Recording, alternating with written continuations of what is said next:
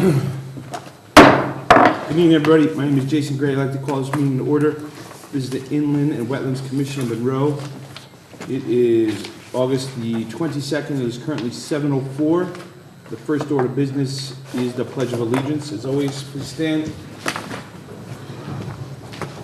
We can wait for our members. I pledge allegiance to the flag of the United States of America and to the republic for which it stands, one nation, under God, indivisible, with liberty and justice for all.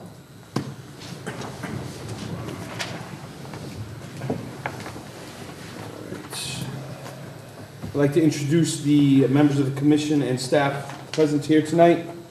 Starting on my right, all the way in the end, is Commissioner Keith Romano. Next to him is Commissioner Clark Gingras. Next is Ross Mastroraco. To my immediate right is Treasurer Jim Stewart, who is a professional engineer and a licensed land surveyor. To my left is our Vice Chairman, Jeff Shamus, certified ecologist, certified soil scientist, professional wetland scientist, and all-around handsome guy. To his left is Lois Spence, who is our secretary. To her left is Donna Trzynski, who is our Inland and Wetlands Commission and Land Use Coordinator. Next to her is Scott Schatzeline, who is a licensed professional engineer, land use director, and town engineer, and our Inland and Wetlands agent. And also with us today, as always, is Rebecca Wood, who is our recording secretary. Before we start, I will read you our mission statement and how the meeting will proceed. The objective and purpose of the Inland Wetlands Commission is to provide for the overall protection and preservation of the inland and wetlands and watercourses within the town of Monroe. In the normal course of our meetings, we will hear public hearings and other applications. The protocol for public hearings is to have an applicant make a representation or a presentation to the commission, during which and after which the commission will be asking the applicant questions. The commission will then review town, staff, and other independent comments. The meeting will be opened up for public comment. I will ask that all comments be made to the chair or the commission. After any and all comments pro, in opposition, or of a general nature are made, the applicant will be given the opportunity to respond.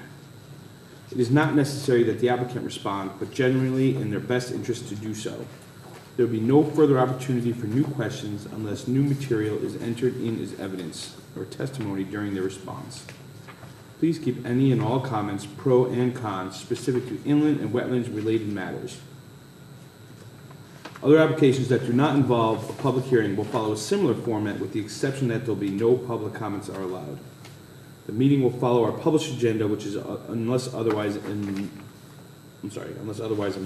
The agenda is up here in green if anybody wants a copy.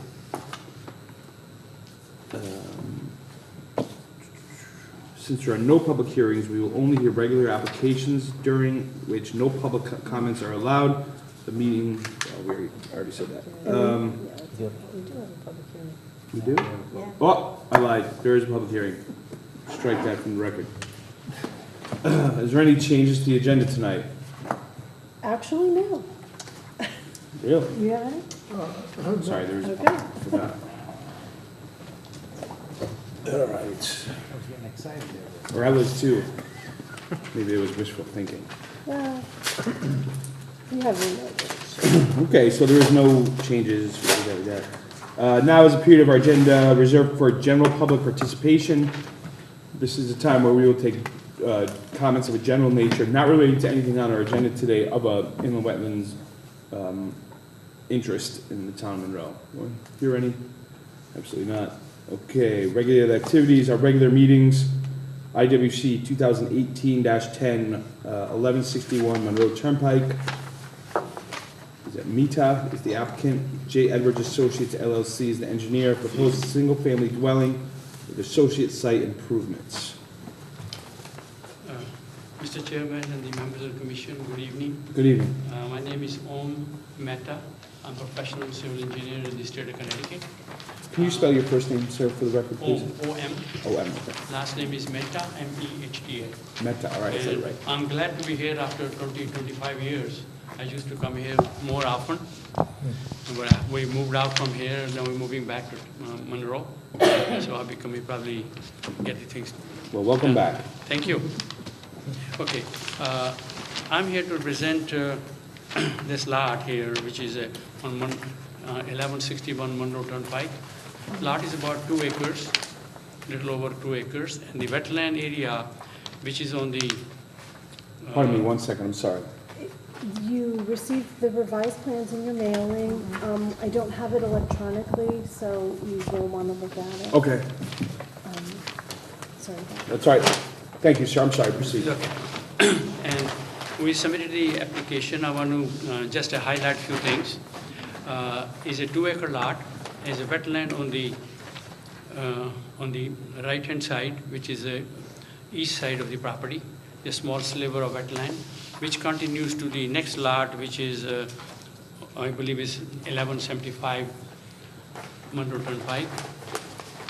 One time it was probably contiguous land, and then the driveway was done a long time ago. It was existing driveway for them, probably they're using it and they build the houses. Okay, this one, we are coming from the Monroe Turnpike, and we have shown our driveway and the location of the house and the location of the septic system and the water well. The right is a little slopey, very slopey. This lot is generally wooded lot, and the septic system has been, town sanitarian has it. We did the test holes with him, and probably he's on vacation, so couldn't get any letter from him yet. So we don't see any problem after talking to him. And basically, we have a storm detention system, which is meets town requirement. We have for the driveway, and we have a comments from the city engineer. I discussed with him, and there were some technical issues on the drawing. I think they are not difficult to take care. If you like, I can speak one by one, or I can leave it in general. We discussed with it, and they'll be taken care of it. I believe it's going to be you're going to review it in the next meeting. You're waiting for a letter from the town sanitarian. And also the question came up, you want to see the actual wetland soil report from signed by the soil scientist. I have it with me. I got a copy. And also this development proposal was sent, intimated to Aquarian Water Company and also Connecticut Commissioner of Public Health. I have 10 sets of they got. We sent it, they received it. I have 10 sets they here with me. I can leave it here, and I can leave the wetland report here too. Yeah, I'll take those in. Thank you. And basically, I'm here. All the comments we went over step by step with the town engineer, Scott, and we agreement with him, and we'll make the changes in the drawing as soon as possible for the next meeting. If any questions, I'm here. Otherwise, I can explain the lot one by one piece. I don't know you need it, but I will if you would like to. This is a plan. And this is a separate.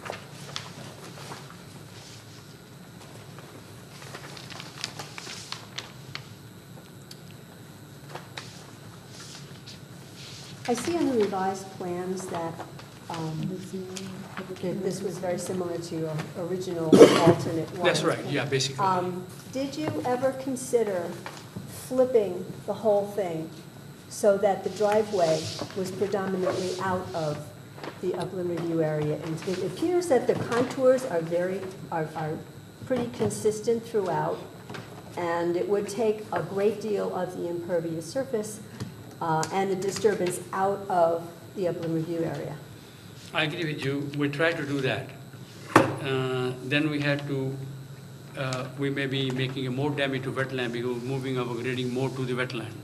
Because it is a long driveway. It has to be long because of the grades. We can't go more than 10%. Right. And we go this way, the other way, then we pushing things more towards wetland.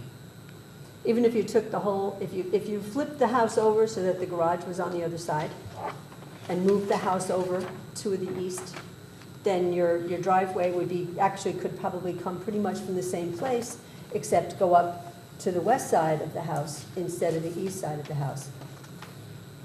And that would take almost all of it out of the upland review area. No, but then we have to come with the driveway, not on this side, we have to go all the way down the back, because where to get in the house. If we flip the house other way, that's what you're saying, right? If I'm correct? Just mirror image.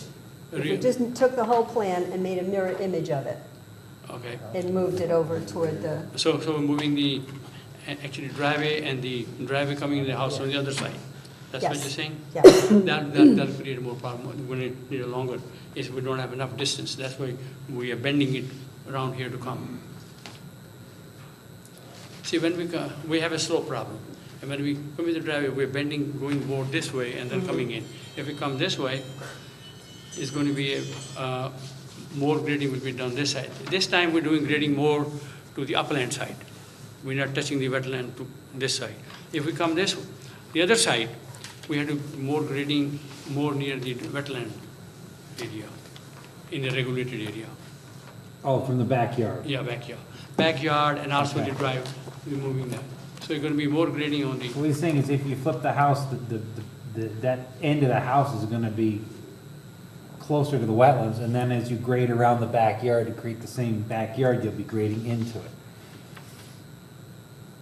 if you like, Do you, as an engineer, see, I'm not an engineer. I- I look at this, I see the contours being the same, or very, very similar. No, if you took, you're correct, if you took the contours out from the backyard, you're correct. If you don't worry about the excavation he's doing in the backyard to create a level lot. But so if you flip that level lot over, you'll see those contours would actually cut into the wetlands. it'd be more Would closer. they have to stay the same? No, I Oh, okay, can't well, speak that's to why that, I'm but that's asking- what, that's what I I'm get. asking you Yeah. for that. We'll give another look at it one more time. We're coming, hopefully we're coming next time with the changes. I can Okay. look at it, but looks is a little harder. Is your septic system, it appears you only have test pits in certain locations, so if you flip the driveway, do you know if you could even push the septic over? We did some more test holes. This is the TPAA, test hole, test pit AA. Yeah, And the soil is basically same, same over there. yeah. And that's why we dig a hole there, one for the storm management system, and also see if we can move the septic system. So we have the land, but then you're coming more closer to regulated area and more impact will be there.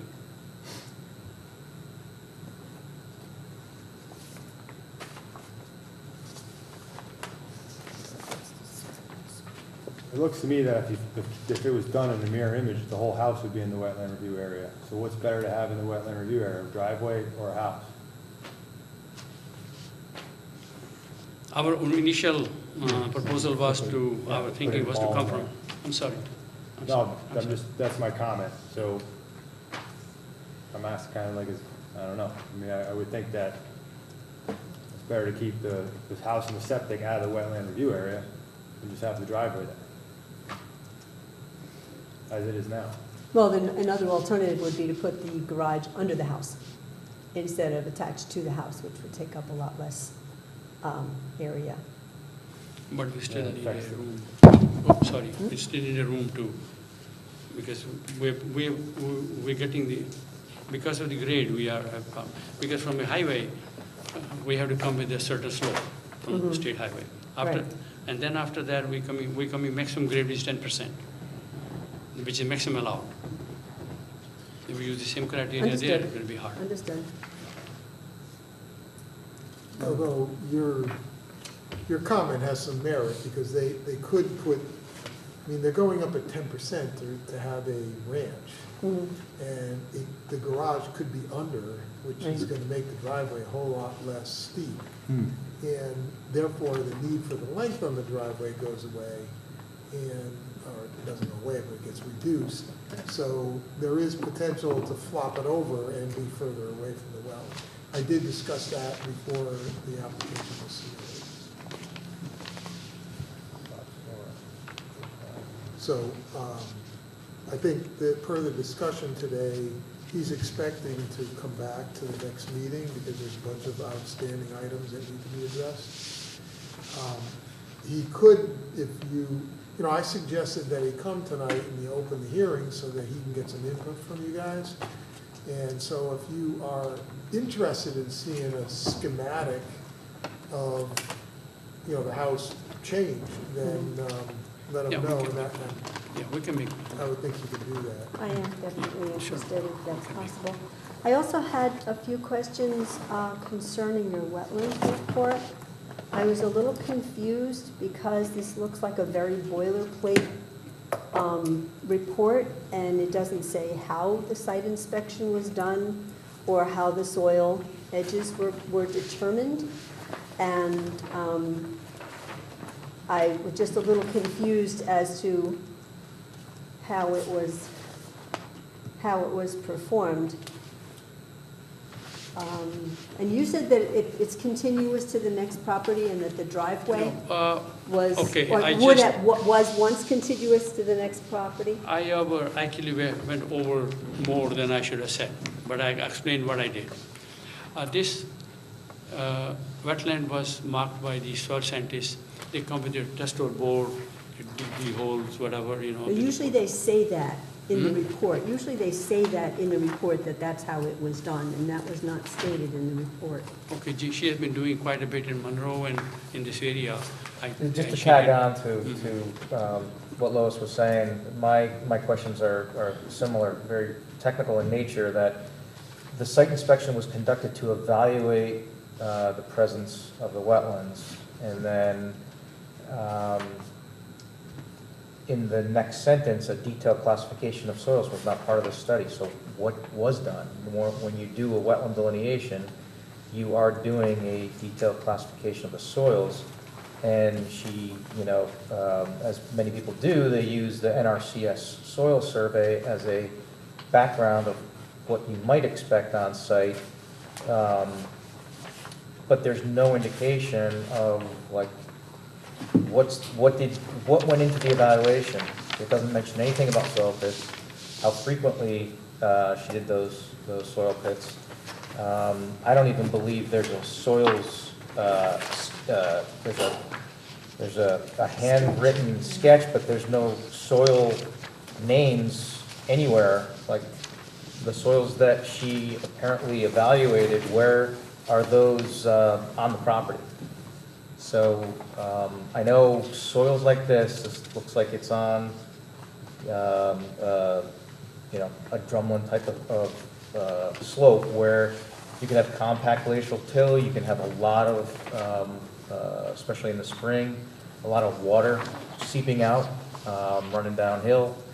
This appears to be, you know, typical, you know, perched groundwater that likely continues, at least in some fashion, off-site. But you know, there's a lot of information that's just not there to understand. And what type of wetland is it? What's the community made of? You know, anywhere in here they talk about vegetation, dominant species, what they find. So there's a lot to Okay, I'm not question a- on this. I don't want to put, I'm not a soil scientist, I'm an engineer.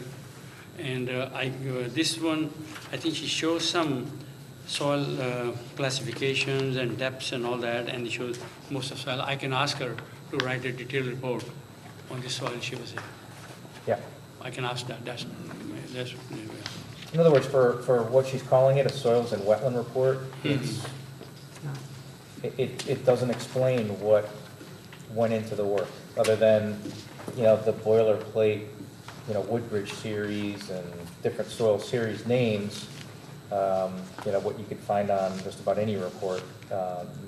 The detailed information about what's on site and what we're supposed to be reviewing and evaluating as our regulated areas, you know, we don't have any information. I can have her write it. Would Thank you you. guys prefer to have her at the meeting, the next meeting? It's up to the applicant to determine that. Yeah, I was just wondering if you had questions Well, if specific. the report is detailed enough, we don't really need the scientist, I don't think, but it might be helpful.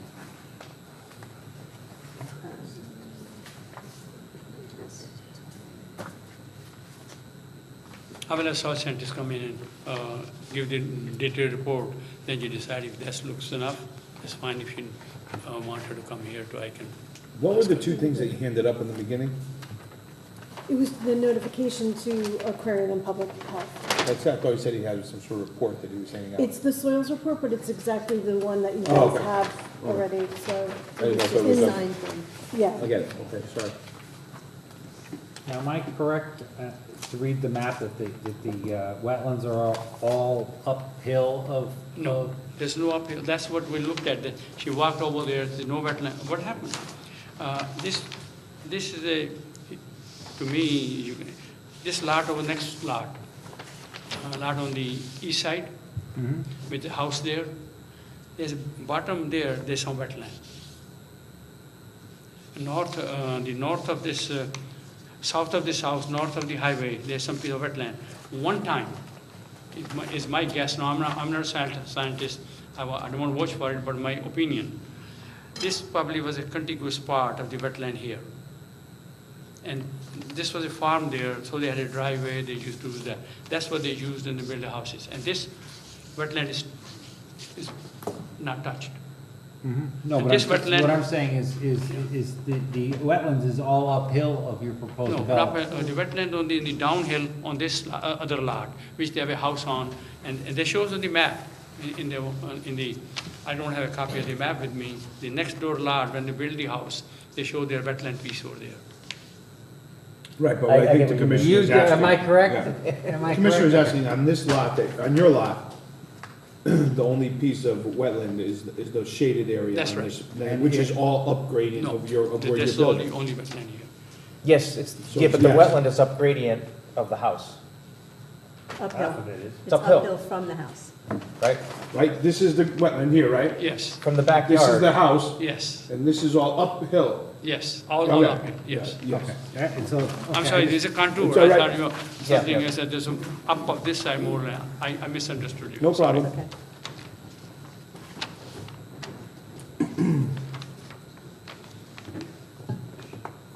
Is there anything else the commission wants to see for the, because we're obviously going to continue this hearing for some other stuff that we're waiting on according to the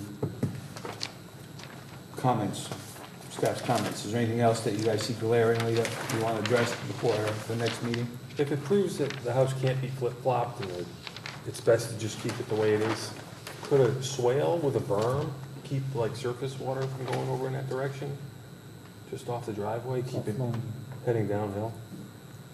There's no surface water from the driveway going toward the wetland. It's all uphill. Yeah, I mean, So that was my everything's coming- question, is actually, everything everything's down flowing and into his away from the driveway. wetlands? I mean, the impact is, it's in the buffer. The buffer in this case is, it's not a typical situation where the buffer is uphill. So, although, and you should comment on it, I did provide a comment about plantings or buffer between the wetland and the development. But in this case, it would be more of a buffer of access than a buffer of filtration and that kind of thing, because as you pointed out, the wetlands are uphill from there. So I was thinking more of a buffer in terms of, Keeping someone in the future from wanting to yeah, kind of go like in there and, marking the edge of the yard and limits of where people should be impacted. There's no anticipation of potential ledge putting the foundation in where you might have to change the elevation? I mean, I see the test holes for the septic were clear of any ledge. I didn't see ledge anywhere on there. But what would happen if that was to be encountered? Would they have to be required to keep to this elevation on the plan, or would they have to come back? Yeah, if they change the elevation and it changes the scope of the plan, then they'd have to come back. No.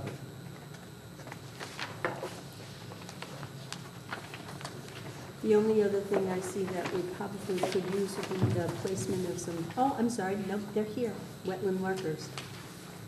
Okay. Yeah, and I had, if you see my comments, I had indicated that those should be extended on the, I'm getting this. Oh, yes, okay, number 3, yes, the technical 3 is there, okay. Yep. So that's there. Nope, that's all I have. Thank you, Commissioner Spence. Anything else besides the comments that we need addressed by our next opening of the hearing, next hearing? Nope. You guys okay? Yep. All right, thank you, sir. So we're gonna leave the hearing open to our next scheduled meeting, which is what date? Sorry. It's I think September. it's the 12th, September 12th.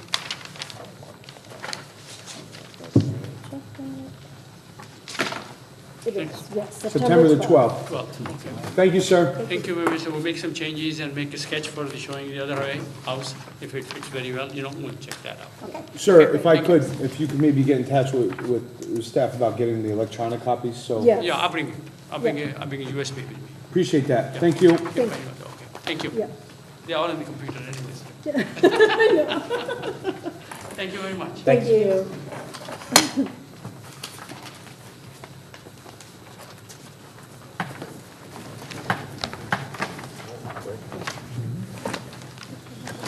Okay. Up next is a public hearing. Excuse me. IWC 2018-09, 275 Moose Hill Road, Chaves, single-family home with associated site improvements within an upland review area. This is a hearing continued from our 7/25/2018 meeting. Good evening. Good evening. For the record, my name is Douglas Rich, licensed landscape architect with Solely Engineering, office here in Monroe at 501 Main Street. This is as you know, it's a continuation from the July 25th public hearing. At that hearing, I presented up on the screen changes to the drawings which you didn't have before you.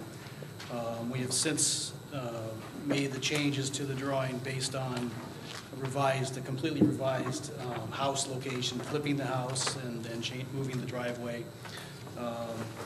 We just received Shots Line today. We've been in communication earlier this week, and we've made some other modifications to the plans, more technical in nature. But what we tried to do is incorporate the plans that you have there, incorporate the changes expressed at the public hearing last time, and we'll go through those. As you know, the property is located in the southwest or southeast corner of Monroe. This is the current design that you have before you now. Briefly, I'll just go through the commission changes, and then I'd like to go through Scott's comments in more in detail, and then we can answer any questions. Basically,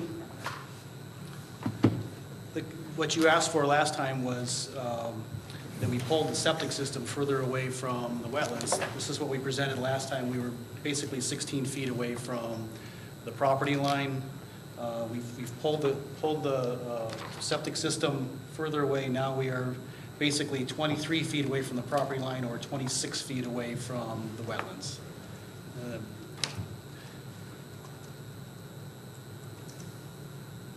Also, what you had on your plans before, these infiltration chambers here, we raised them up a little bit higher, 6 inches higher, to get a little further away from the groundwater. I'll discuss that a little bit further when I get into Scott's comments. You asked last time that we add some more wetland markers along the side here. Before we proposed 3 along this edge here. I've added another one for a total of 4. And speaking with Scott today, he indicated that there's still more that we could put on there, and I'll talk about that further when I get into his comments.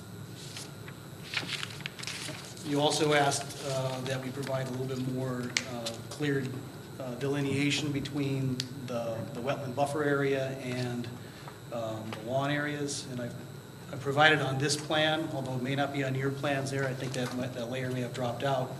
But I've added a dashed line here which indicates the manicured maintained lawn area. Anything beyond that to the west side is intended to be a non-maintained wetland area. And I've called that out also as unmaintained natural buffer area. and then the edge of the lawn area will be on the plans. With that, do you all have Scott's comments? Have they been distributed? Yes, sir. I see that. So briefly, I can just go through each one of these things and talk about how we are addressing these items. We acknowledge that a report from the health department needs to be provided. I guess Rich Jackson is on vacation this week and hasn't had a chance to complete his analysis, but he should have the plans before him and to make that determination. An area plan be provided. I believe we provided that in our initial application. Scott, you can confirm that if you would. But we did not provide it in the package you have now. We've just provided the two plans that changed to be, slipped into the set that you already have. Benchmarks, that is on, we do provide a benchmark, a permanent benchmark on the survey. It's identified, it was identified in the initial survey. It's a permanent mag nail in the curb out on the street. Reserved leaching area. Leaching system should be located to an area outside of the 100-foot upland review area, or said system should be located in an area that will otherwise be or needs to be developed and maintained. In this case, is the yard area. Basically, what we're showing here is this is the reserve area of the septic system. We are showing the entire septic system and the reserve area as being maintained lawn. That will allow us to, in the future, should the system fail and we need to utilize this reserve area, I believe that would be an administrative approval on the part of the commission. Therefore, I think that meets Scott's criteria for the analysis of that. Yeah, in other What you're words, looking you guys understand what I'm saying there, that theoretically, it doesn't have to be clear. But it is very close to the septic area, and the only way that they can address that concern is either make it part of the yard so that I can approve it, and it's assured that they can get a permit because it would be an administrative permit. There's no subjective process involving you guys. Or move the reserve area somewhere else that is not regulated, which in this case would be all uphill. And pumped, so I think that would be a difficult system. Pump and all that stuff. So you need to decide whether or not that area is small enough and close enough to the septic to allow it to be lawn area. Okay. Okay. Just that reserve leaching trench? Yeah, if you see where their contours end on both ends, is that Yeah. reserve trench? It's right here. There could be where his arrow is there, yeah, right in there, there could be, there could be a little bubble of the woods left. Although I would think that they would, although it would be, not right on top of the leaching area, I would think that they would prefer this to be clear to protect the leaching area. Usually you don't want trees too close. And the extra bonus is that if it is lawn there, then they don't have to worry about the reserve area. They know they can get a permit for it. Well, in that area, they're showing an existing tree line that's beyond the limited disturbance. No, the whole lot's wooded.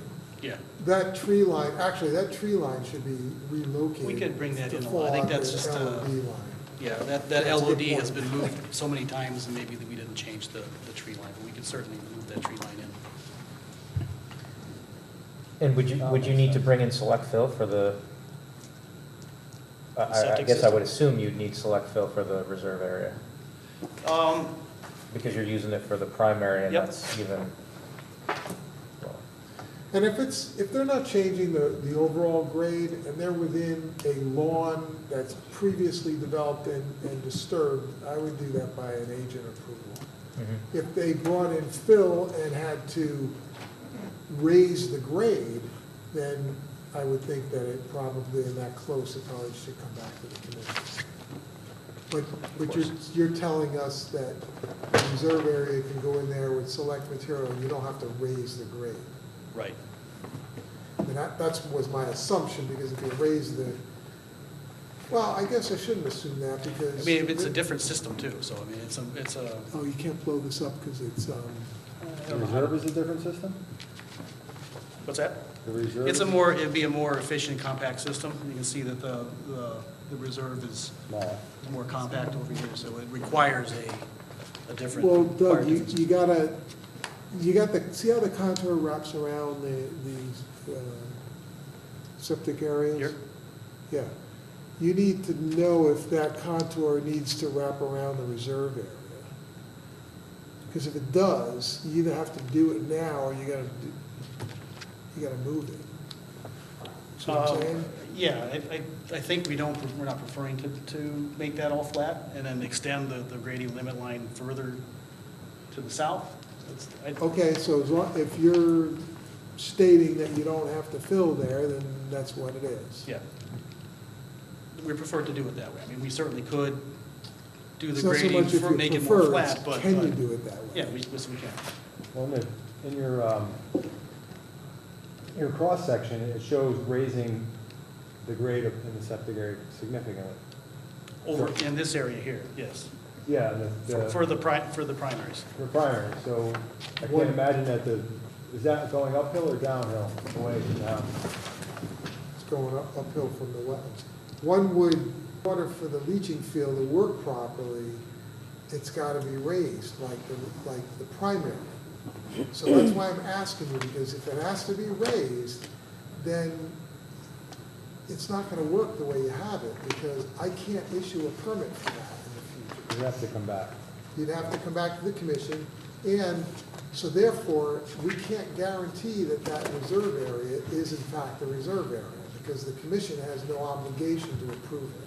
Well, no, I think the upper part of that primary system is being raised, but not the lower part, and the reserve is a different system, he's saying, right? Right. Hear what I'm saying? What they're saying is, it's a reserve area, Right, understand. okay? And in order for it to be a reserve area, it means it has to be permittable. We have to say that it's permittable. I don't know if it's permittable, because it could come in 10 years from now, and the commission could say, no, we don't want that. You understand what I'm saying? So that's why I always comment about a reserve area that's in an upland review area. The only way that we can assure the health department that that is doable is if it's in a previously disturbed area, if it's in their lawn and they're not messing with the lawn, then I can issue an administrative approval. And I know they're gonna get that approval, it's just a matter of meeting the requirements. But I don't know if they're gonna get the application approved through the commission. And that's why I'm bringing it up now. So what they should be saying to me is, if they have to fill that, if they have to utilize that reserve area, and they have to fill it, then you should do it now. And you should say to the commission, yeah, we'd like to fill it and make that our lawn, can you approve that? And see if they approve it. Well, let me ask you this, I mean, if we revise that to fill, I mean, does that require us coming back to the hearing, to the commission again at the next public hearing, or is there a potential we can do that administratively? No, that would be a change to the, It's a modification. it's a modification to these plans, and that's So what we're let's, trying to steer away from as a commission at this point, is to doing a lot of these conditions that change the plan Right. so much. I mean, through this letter, there's probably gonna be quite a few conditions, I'm expecting a few conditions of approval that we do not present to you on this. But if we have to fill, we can come back and present that to the commission again. I mean, that's. No, we that can do defeats the purpose of it. That defeats the whole purpose, because you can't get an approval showing a reserve area, because once they approve it, that would lock them into, it would force them to allow it in the future, and they don't know what they're allowing, because you're not telling them if you have to fill it or not. See, And the way I've gotten around that in the past is that people have moved their reserve areas to within the yard or underneath the driveway, that kind of stuff. So that it's like, oh, there's no question then, that's a great reserve area, because if something happens and you need to use it, then you're not even going to the commission. There's no judgment other than it just is an administrative thing. Did you meet all the requirements of the permit? Boom, you get your permit. So in the past, I used to comment that you can't put a reserve area in a regulated area, but we got past that by saying, yeah, actually you can, if you put it in an area that's going to be a agent approval. And so hopefully you guys are, you follow So what can I'm you saying? move Scott? the reserve area to the other side of the septic system? Potentially, yeah. I mean, I can't tell you from an engineering standpoint now, but I mean, it's always something we could look at. Could they also just add it to the proposal to fill that reserve area with select fill up to grade and just let it sit there unused, and then later on? Yep. I think that's what That's Scott's point. Yeah, That's what I'm trying to say, but I want to Yeah. make sure that I understood it. That's just gonna- And It's you gonna know, push our They don't even LOD. have to fill it with select material. They Well, could fill it.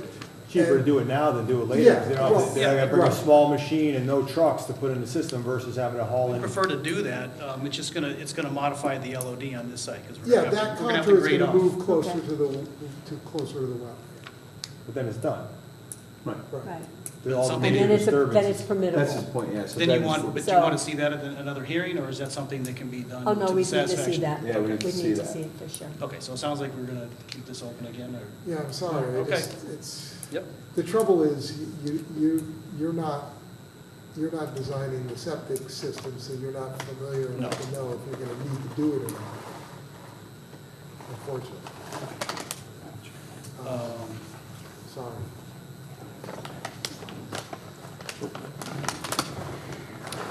So, moving back to the wetland markers, so I indicated before that we added another marker and had 4 markers along the buffer area. And in speaking with Scott today, he indicated that he'd like to see some wetland markers along this edge on the northern side between the last marker that we've indicated and then the upland review area on this side, and then on the southern side as well to delineate the disturbed area between the wetlands and the upland review area shown in red.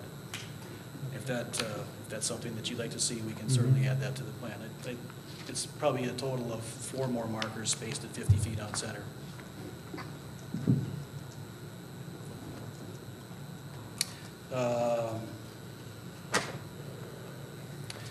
He was asking about the nitrogen fixation mulched beds that we have back here. I think we talked about it a little bit last time. The intent was not to be a foreground feature, but a background feature, all totally contained within the non-disturbed buffer area. So I left them as is in the two locations here and here with foreground plantings of buffer plantings.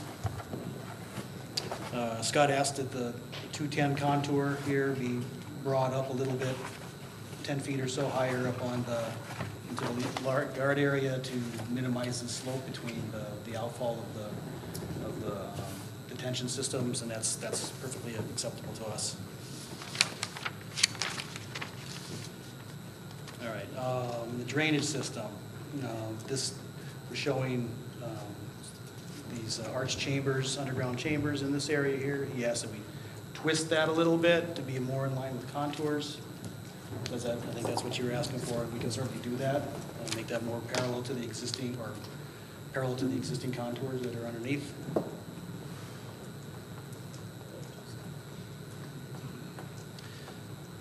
Outside of the upland review area, part of our water quality treatment, we've provided a vegetated swale along the west side of the driveway. Scott asked that we put a little basin area in the bottom here to capture the water and detain it for the water quality volume. It's basically 300 cubic feet of storage area, and it's easily put in this area here. but it's outside of the upland review area, but we can certainly make that change.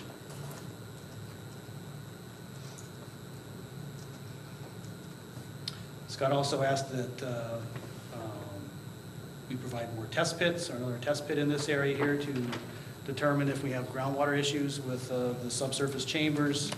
I asked him for a little bit of leniency on this here because we've already done the testing in this area, which under our first application, we had a very extensive storm drainage system in this area. And as a result of flipping the house and changing the driveway and making the site more compact than it was before, this is where the system sort of ended up, and we didn't have testing in that location. We'd like not to have to mobilize another piece of equipment just for one test. We're just asking that possibly we can do that at construction. I know Scott doesn't like that, but we would confirm that we don't have the water. I mean, based on these tests over here, our system is basically 3 feet higher than the observed groundwater at test pits 101.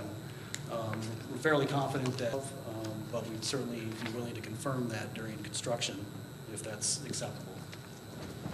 Scott? It's not acceptable to me. Yeah, I'm sorry, can you say that again? It's too late during construction. Right, because during construction, Well, there are, and I know Scott's comments, like, it's always too late and it's hard to redesign these things. We can, I say, we're very confident that we're basically 3 feet higher than the observed groundwater at this location. 3 feet in, The bottom of the system yes, is 3 feet higher than the water level of observed in these two test pits over here. and you're uphill. We're basically at the same elevation. As the existing contour, we're basically, You're Here's the over con- 2 feet higher. You're 2 feet higher up the hill. And you're, Right. and you're, what is it, about 60 feet away? yeah, this is the only test that had groundwater, and all the other tests had no groundwater. Which leads me to my question, which I don't want to distract, but it's relevant to what you're talking about. There's a swell identified as a watercourse on your plan, but there's no indication from at least anyone that I've seen in the application that talks about what that is, and is that regulated? We did not identify that as a Could water. you zoom that in? I wish I could. Oh, you can't zoom I that? don't know how to do, you're talking about over here? Yeah, No, it's a slide, you can't, How do you? slide? yeah, that's a slide, it's not the PDF or whatever. It's PowerPoint. It's a PowerPoint slide, a PDF thing. Oh, you could enlarge it then. Can you? Oh, wait a minute. Yeah, I think there's an enlarge. It's non-zoomable. Right, see down the bottom on the right down there. There you go. That's good. No, you don't, well, you're Did I just sliding mess up it, my slide? you're sliding it off the slide. You just use that thing down the bottom there. Okay. There you go. So there's it's called out as a swale, Swale. and there's a intermittent watercourse type of designation that comes right through those contours.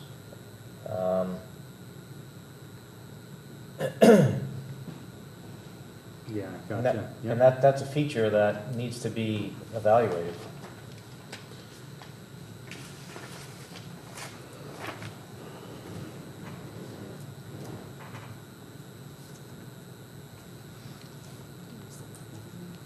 I mean, you can see it in the contours too. Yeah, it's definitely a swale. I'm not sure if you consider it a intermittent stream or a water course, but I Yeah, it think it's depends on a the drainage swale vegetation that's and- collecting yeah. water from somewhere off-site or Mhm. in this area. We can certainly look at that, but I don't believe it was identified, there were no wetland soils in that, identified in our soils. It may not be wetlands, it might be an intermittent watercourse, and the criteria that are in the regs talks about 3 different things that you have to look for.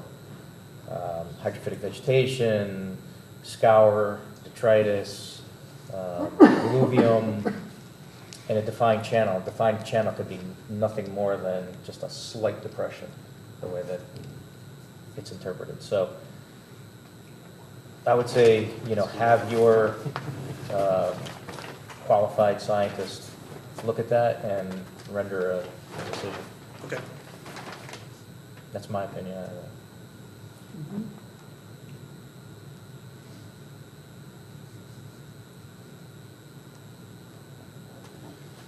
You know, Doug, the other thing is that the test pit that you're talking about, Yep. with the water, At at 60 the inches. water elevation, you got water at 60 inches, but you have mottling at 36 inches. So that's a problem. You know, that's why I want more information, because then we get out there and you're digging it and it's wet, it's not working if it's a wet season.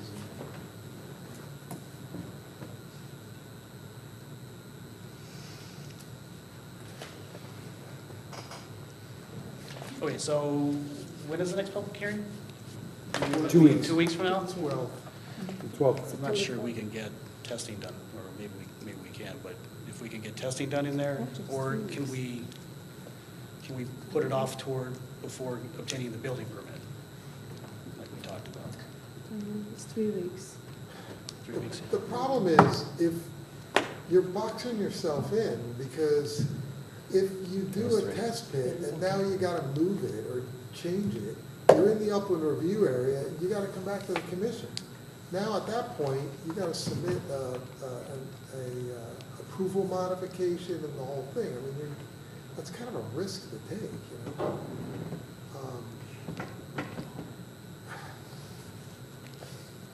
I mean, you could take that risk, and it could be approved conditioned on that, but what do you do if you can't? Well, then we have to come back for approval Yeah, amendment modification. And there is a mechanism for that. there is, yeah. Yeah, so I It's usually I think I mean, based on the design, we're fairly confident to the point that we can be, that we're above it. you're above the water table. The water. Where you saw water. You just did a test pit. It's only a test pit. Right. At one period of time during the year. But there's mottling at 36. That's telling us that during the year, the water table comes up. Okay. And that's what I'm concerned about in this case, because you got a house that you're chiseling into the hillside for the house. You're cutting it to the hillside, and you're putting in foundation drains, and, okay, that'll probably lower the water table a little bit over time. But that's all water that's gonna come out of that pipe. Well, he's getting to my next comment. Well, even the main septic system, I know it's in select fill, but it's at the minimum allowable to Yeah, and they're groundwater. putting the fill in, yeah. Yeah, it's just like And 18 I inches. see a hill, I see wetlands at the bottom of the hill, and my experience has always been that the wetlands is where the water table meets the ground at the bottom of the hill. So as you get 2/3 of the way down toward the wetland, that's where the water table starts approaching the ground. And so that's where I anticipate water problems. And, you know, it's been highlighted lately because I've had some issues with some construction going on with water. Well, probably now, since we've had so much rain too. I mean, Well- that your groundwaters are, But everyone says that. But they're designed so they function through the whole year. So they should function in a wet season. So now's the perfect time for design to do those tests, because you can see what's going Right. on, and we can design for that. I've been telling engineers that I've had a lot of problems with stormwater detention and retention, because what's happening is they're putting lots of effort into designing septic systems, making sure that they do the test pits and the perk tests and everything. But they don't put the same amount of effort into the storm drainage. Why? Because when it rains and they fill up and they don't work, no one cares, because no one knows. It just overflows and goes into the wetland. No one knows. Whereas a septic system fails and there's liability. So everybody's freaked out about it and make sure that they do it. So I'm sorry, but that's kind of my job, to make sure that you're doing what you're supposed to be doing. sure.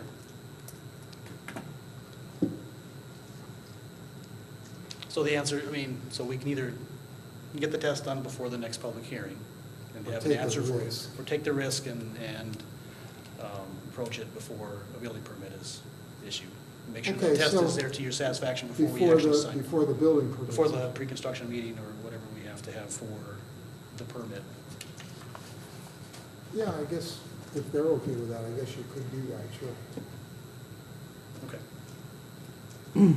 Well, we're not sure that we're okay with that, Well, it right? would save us some time if you didn't have to, if we didn't have to worry about it coming back. I can't disagree with you at all. I mean, I'd rather have all the answers for you right now, but I just, Oh, logistically, I it's understood. difficult for us But I to mean, do if that. it were, if the situation were fixed so that all the ifs were taken care of before there's to worry about it coming back, we Right. know that it's guaranteed to be right, or at least as far guaranteed. As far as to we be can right. tell, right. So that's what I'm requesting anyway.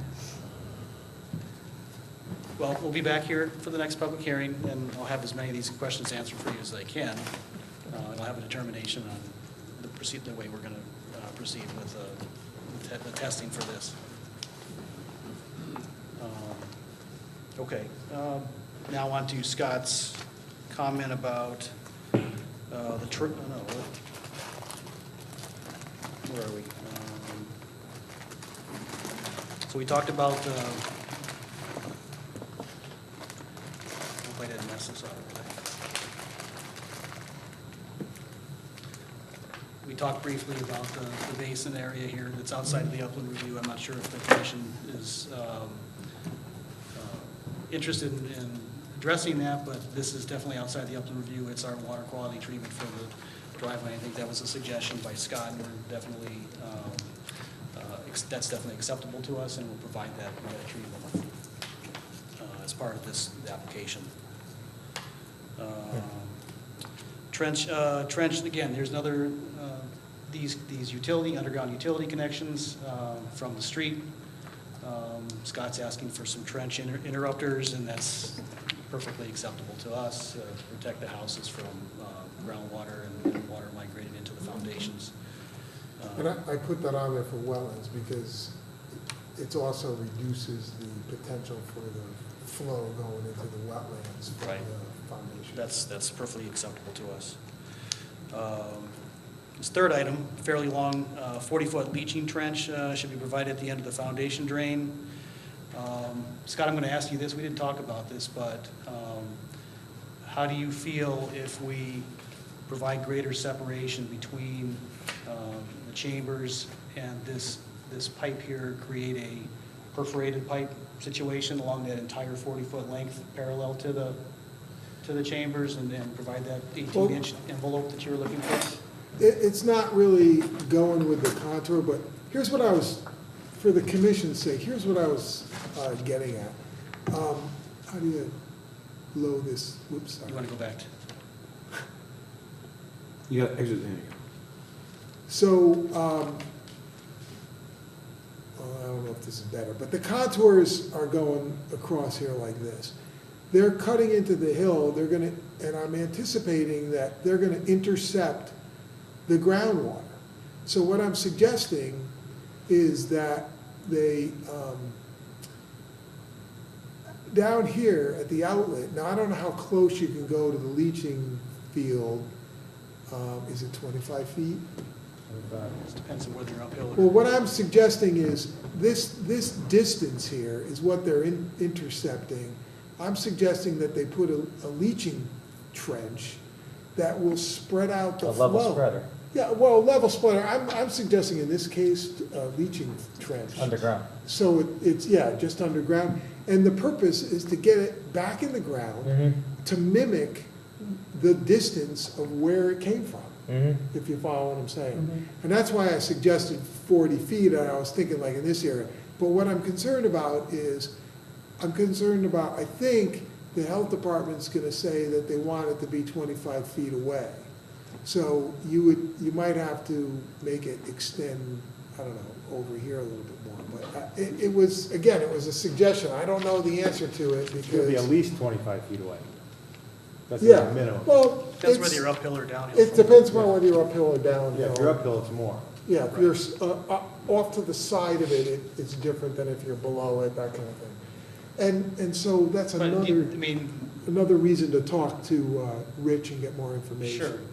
But do you, I mean, I know you want to follow the contour parallel, but I mean, this is definitely basically level anyway underground.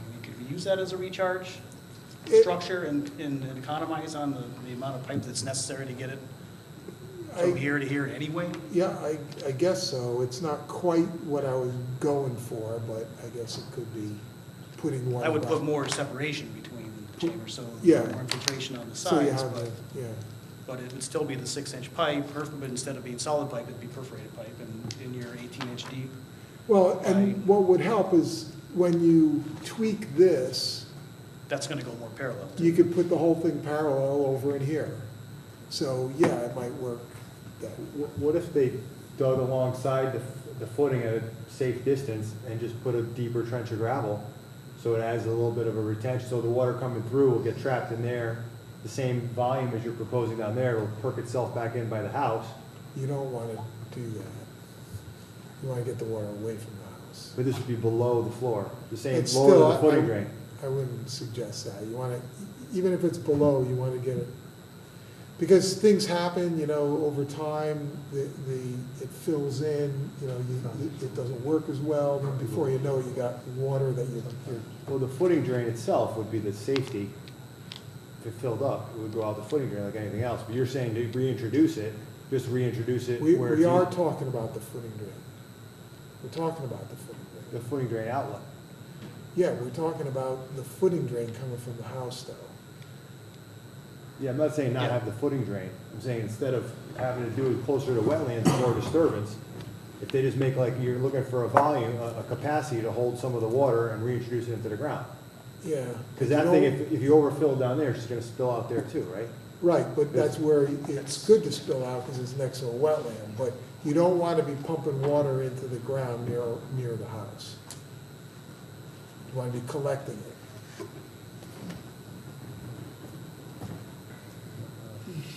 So you could, I mean, if you're, We'll twist the system, get it more in line with the existing and I existing think you could contours. probably do something And like. then we can, but, you know, we just like to, the opportunity to economize on that run anyway, and we'll provide a greater infiltration with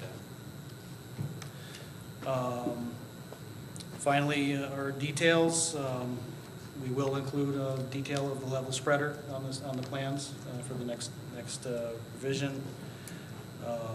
Scott asked about the infiltration system. What we basically show on our plans is the standard detail that comes off of the manufacturers, which accounts for every condition imaginable, but we can customize that a little bit more to our system so that you can show how it's applicable to our system. We'll provide that for the next set of revisions. Planting details for sure. I don't know how they didn't get in our plans, but they should be, and they will be in the final set. And Scott, the silt fencing you were talking about is over here. Yeah, We'll certainly bring that silt fencing up the hillside. because it is going off to that side a little bit. Yep, we'll extend it to protect the entire limited disturbance where it's necessary. And I think that's all I have for the comments of the commission and Scott's. Any questions that I can answer? I noticed on, correct me if I'm wrong, on the old plans, the closest you got to the wetland edge was like 15 or 20 feet. And I couldn't find it, but I didn't want to take the time. And on these plans, it appears to be a good deal closer, like 5 feet from the wetland. Is there a way you can pull the LOD away from the wetland in that little jut there? Here? That doesn't seem to have a purpose? Right here? Yeah. Certainly. Yeah, we can tighten that all to the Why would it backside have of been done those. that way in the first place? Because it's not really... We have a little bit of grading down over here. You can see some grading in this area. Okay, can we that's even that necessary for off the- and kind of eliminate that whole triangle Uh, thing? I can certainly look at it. We can tighten up these things, probably a 2-on-1 slope possibly in this area and pull that line back a little bit. I know what they were doing when they designed the septic system, probably a 3-to-1 or 2-to-1 slope now. So we just have to look at how it ties back into the existing contours in that area. Okay. Do you want to... Finish up. get ready for graduation ceremony, so. And then we'll see him on graduation day, family day, graduation day, and then we're gonna take him to his second training site in Georgia, so we can see him to there. He's not done already, is he? Not almost. He's almost the end of his third month of basic training. Yeah. He left right after graduation. So Seems like it went quick. the Monday after graduation, he was on a flight heading to South Carolina. Okay, we're up. All right. Good evening, everybody. My name is Jason Gray. I'd like to call this meeting to order. This is the Inland and Wetlands Commission of Monroe. It is August the 22nd. It is currently 7:04. The first order of business is the Pledge of Allegiance. As always, please stand. We can wait for our members. I pledge allegiance to the flag of the United States of America and to the republic for which it stands, one nation, under God, indivisible, with liberty and justice for all.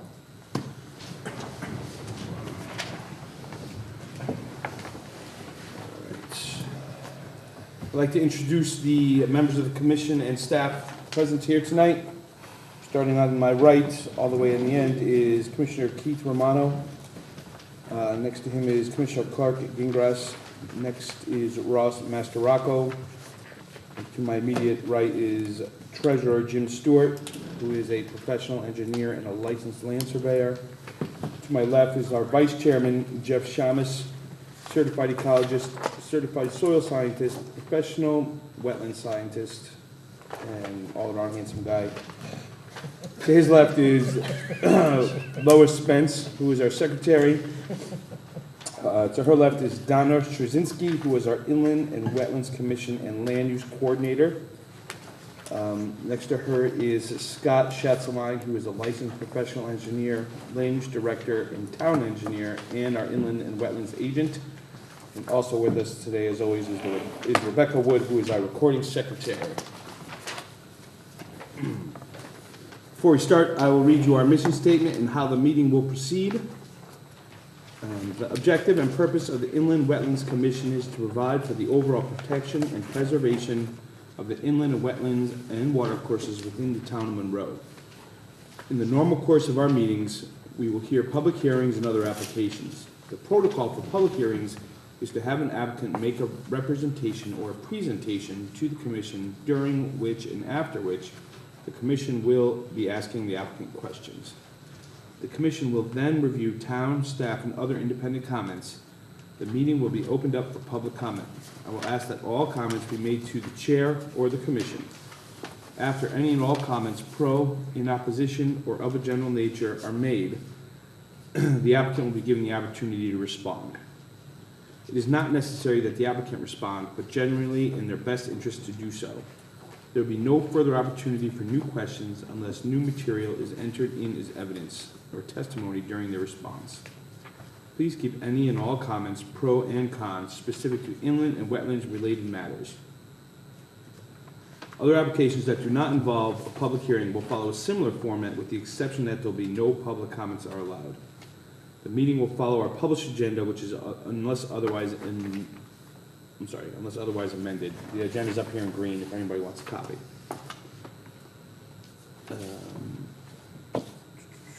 Since there are no public hearings, we will only hear regular applications during which no public comments are allowed. The meeting, we already said that. We do have a public hearing. We do? Yeah. Oh, I lied. There is a public hearing. Strike that from the record. Is there any changes to the agenda tonight? Actually, no. Really? You have any? Sorry, there was. Okay. I forgot. All right. I was getting excited there. Or I was too. Maybe it was wishful thinking. Well, you have any. Okay, so there is no changes. Now is a period of our agenda reserved for general public participation. This is a time where we will take comments of a general nature, not relating to anything on our agenda today, of a inland wetlands interest in the town of Monroe. Want to hear any? Absolutely not. Okay, regulated activities, our regular meetings. IWC 2018-10, 1161 Monroe Turnpike. Is it Mita is the applicant, J. Edwards Associates LLC is the engineer, proposed single-family dwelling with associate site improvements. Mr. Chairman and the members of the commission, good evening. Good evening. My name is Om Mehta. I'm a professional civil engineer in the state of Connecticut. Can you spell your first name, sir, for the record, please? O-M. O-M, okay. Last name is Mehta, M-E-H-T-A. Meta, all right, is that And right? I'm glad to be here after 25 years. I used to come here more often. But we moved out from here, and now we're moving back to Monroe. So I'll be coming, probably get the things. Well, welcome back. Thank you. Okay, I'm here to present this lot here, which is on 1161 Monroe Turnpike. Lot is about 2 acres, little over 2 acres, and the wetland area, which is on the. Pardon me, 1 second, I'm sorry. You received the revised plans in your mailing. I don't have it electronically, so you will want to look at it. Okay, Sorry about that. that's all right. Thank you, sir, I'm sorry, proceed. Okay. And we submitted the application. I want to just highlight a few things. Is a 2-acre lot, is a wetland on the right-hand side, which is the east side of the property, a small sliver of wetland, which continues to the next lot, which is, I believe is 1175 Monroe Turnpike.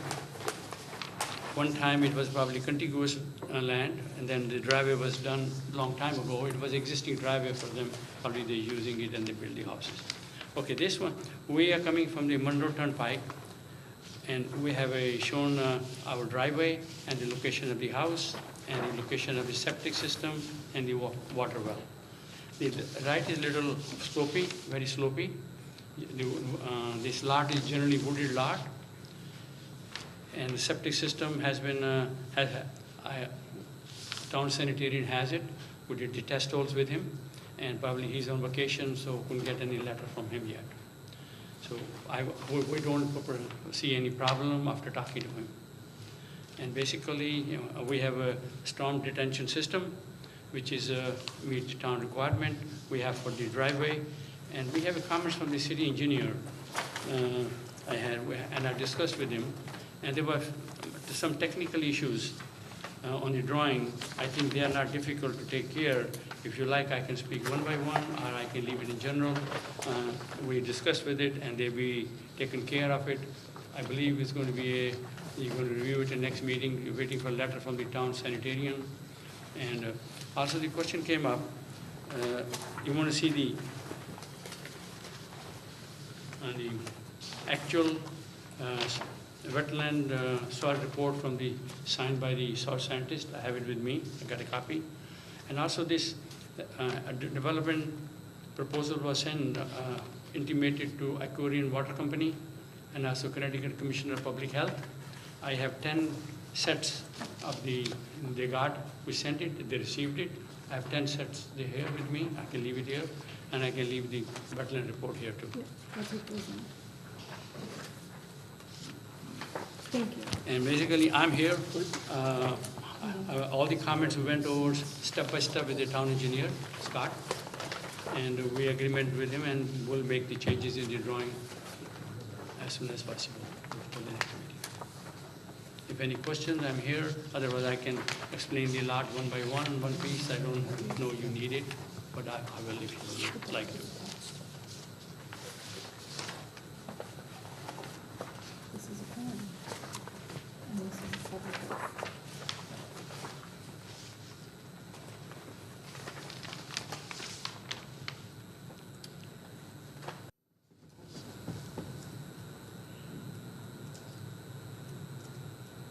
That's it for me.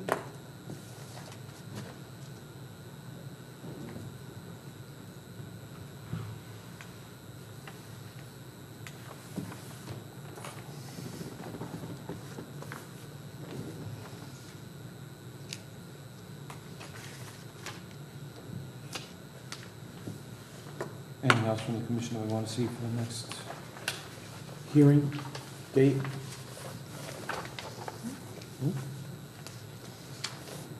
I don't see one. Yeah, I don't have So, to say it again, but we'll get a little more, a better determination of that intermittent swale that's on the north side. it actually continues all the way to the, on the northerly property where there's a head wall on Moose Hill Road. So it's probably, it's drainage from Sill. Or is it picking up something that's coming across the street too? Yeah. Are we okay on timeframes? They do need an extension, we need to have them grant an Yeah, extension. they need to When is grant. our, It was August, it will be August 29th. So in the next meeting, September 12th.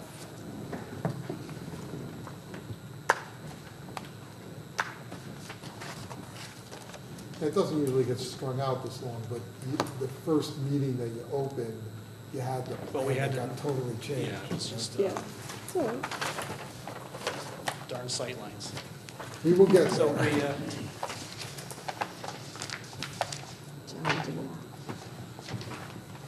any other questions? Okay. So you're gonna have all that stuff on the plans like we talked about? We will, yes. Excellent. What we know, we can figure out. And you'll get that, you'll have that extension over to the office this Yes. week, right? Oh, wait, so you, you have to vote on the extension at the hearing, all right? Or No, does no, it no. No, just we're matter- asking you to grant This it. is during the process. No, but don't I have right? to submit the letter for you to No, deliberate? you're just No, you can granting agree us. to it right now and then send it. Okay, so we agree to that. It's a different kind of an extension. Yeah, Yeah, it's a different. Extension of the hearing process instead of the extension of the plan. Perfect. Good? Not done yet. Oh, shoot. So there's a public hearing. all right. You're hoping. Do we have exhibits to read in? We do. Thank you.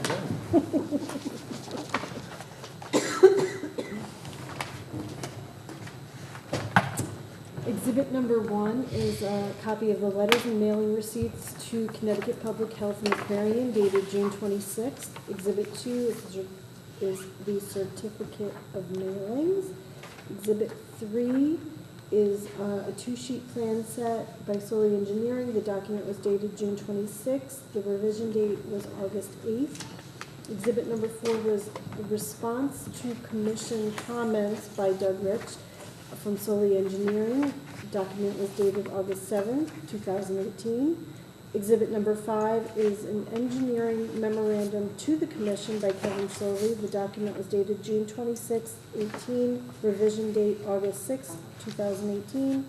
Exhibit number 6 is the town engineer review comments, including the bond estimate by Scott Schatzline, and the document was dated August 22nd. Thank you. You're welcome. Because this is a public hearing, at the end of every instance of the hearing, we will open up to public comment. Is there anybody here who would Before like? public comment, I just wanted to state that the bond recommendation was for $16,000. Thank you, sorry. Is there anybody who would like to speak in support of this application? Seeing none. Is there anybody who would like to speak in opposition? Seeing none. Does anybody have a comment of a general nature on this application?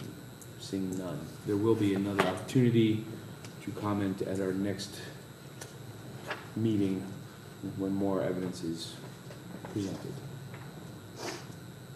That's it. Thank you very much. Thank you. Hearing is continued till our next scheduled meeting on September the 12th. So Doug, give me a call, we can get together, Okay, so that will wrap up our regular activities. On to our enforcement. Notice of violation discussion, IWV 2018-07, 63 Countryside Drive, Bennett, working within a conservation easement. I don't know if anybody. Oh, hi, okay.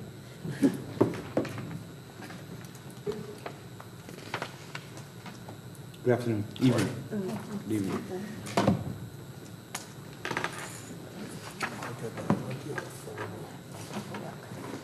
Yeah, we would, He's gonna pull up some stuff on the computer here. If you could just say your name and address for the record, if you don't mind, sir. You already have the file up somewhere? Thank you. It was, oh, Don't it close this. wasn't. Yes, but don't close it.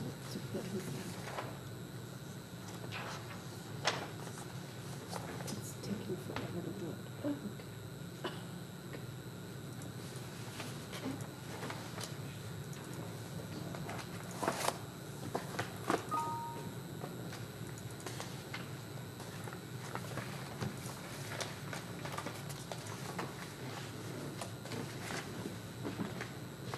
So if you guys recall, this was a violation, an administrative review that we went through. This involved both this property and the abutting property. In last meeting, Mark Sippen came before the commission and talked to the commission, if you recall. And although it involved his property, I think the issue really was something that's centered around your use of the access way. So if we move down here,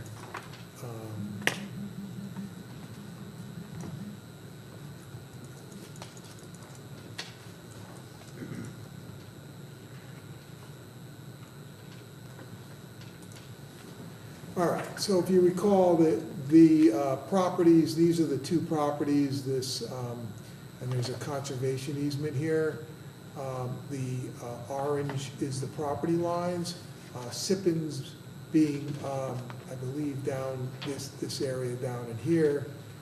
And your access is, the driveway is, trying to pick this up, it comes in along here, correct?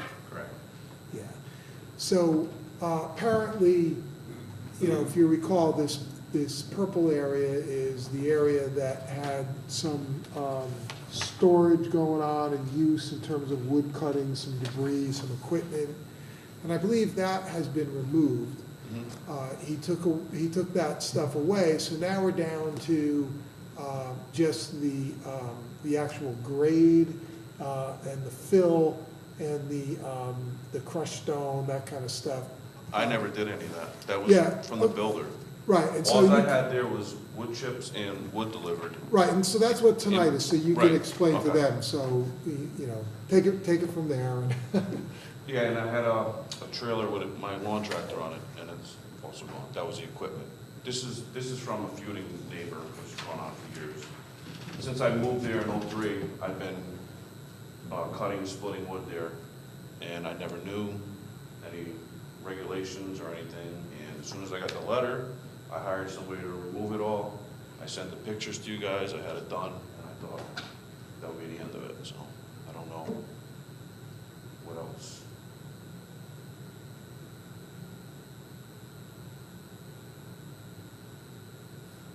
So Scott, what's So what's left? what are we looking at? Like, what's the Well, area? what happened is, Sippen came to us because I guess he got a complaint about it. And we went out and we see that, again, this area here has been filled, and apparently what you're saying is it was filled before you owned it. That Yeah. wasn't, I didn't fill anything in. And when was the house built? '96. Okay, so in '96, the adoption of the regulations were in '88. In '96, this area somehow got filled, and he continued, when he moved in, I guess, of utilizing it. I think the immediate complaint came from the wood cutting and the stuff that was being piled there. So what we're telling the commission is the end of this, the nosing of this wetland and conservation easement has been filled somewhat. And so the question is, what do we want to do here? Do you have pictures of that area? I think Yeah, if you yeah. go back, Well, here's the those are the areas that I think she Can we had. turn the sidewalk? Whoa, oh, hold Because on, it we'll jumps move in it. here. I hope I don't have to rotate every one of them. Guess not. Yeah, so this is what was there, and this is, I guess you've taken this away, I've right? had that all removed. So the wood and the chips in these pallets has all been taken away. But this is still here, right? That was here when I moved in. Yeah, so that's there, and this is crushed stone, and this area. That's that's the driveway, they did the whole Okay, driveway. I'm sorry, we're looking into here, so. So, This is where you come in the driveway. and so that's the always- driveway that's comes always in been this there. way, and I guess over in here, this has been kind of. So your driveway bends up like Yeah. this, and that's like a little Yeah, my pull-off driveway. they kind of put, Yeah, or correct. somebody put in It's there. like a little But- dog And leg. that's where Right. you're using to cut your, Yep. Yeah, to so a split the little Before wood. I even moved there, that was being done prior to me even living there. We So- understand that, sir, but if that is wetlands that was been filled, unfortunately, you're the landowner there now, and if that needs to be addressed, But it hasn't been filled. okay, but the allegation in this violation is that it has, is what we're saying. Here's what I suggest. Nothing that you went out there and shoveled dirt into a wetland, you know what I mean? How long have you owned the house? Since '03. What I would suggest So is. here it is now. You got a wetland and more importantly, a conservation, not more important, but a conservation easement that prohibits any disturbance. So now we're in a situation where we're talking about remediation. And I'm wondering in this case if it's, if you take a look at it, remediation may. It's pretty clear. That's her inspection after he cleaned it up. Yeah, I mean, it's clear the That's what it looks like debris, today. and the question Yes. is, this material that's here, you know, is there a way to, what has to happen is this area has to be 'Cause that's all- changed so that it's not disturbed at all. That's also a conservation easement. That's correct. And that, so usually what happens is along the conservation easement, it's staked out, Right. it's marked, and then with the markers, and then depending upon how much of it is in there, usually it's either planted or left to go back to nature.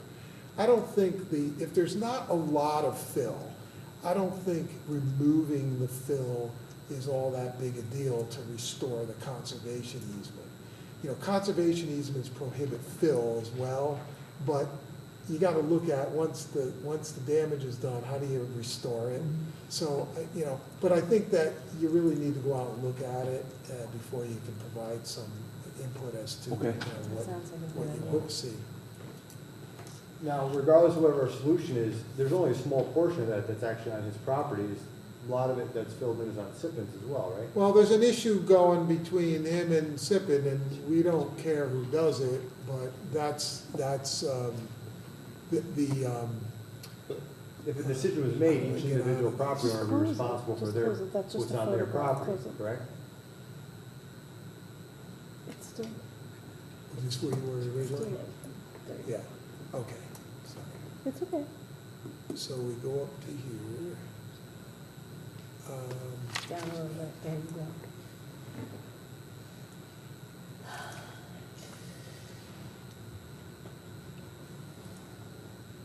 Did I do it upside down? Now we gotta stand on our heads. Yeah, I have trouble seeing it, so I guess I gotta go two more. All right, so, yeah, I mean, Sippin's, I'm trying to understand what she's got here for property lines, so, this is Sippin's property here, this line, right, Right, correct? orange. It almost looks like there's There's a. a proximate property lines call out up 557 there is- too, though, Yeah. going across the Yeah. This driveway. is, Okay, hold on. 557 is right here.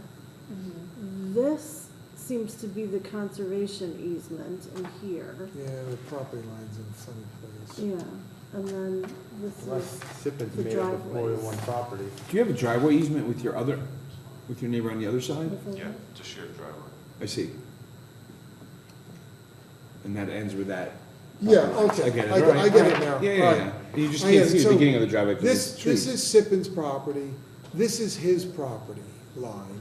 So his house is here, this is his property, he's got the conservation easement on his property.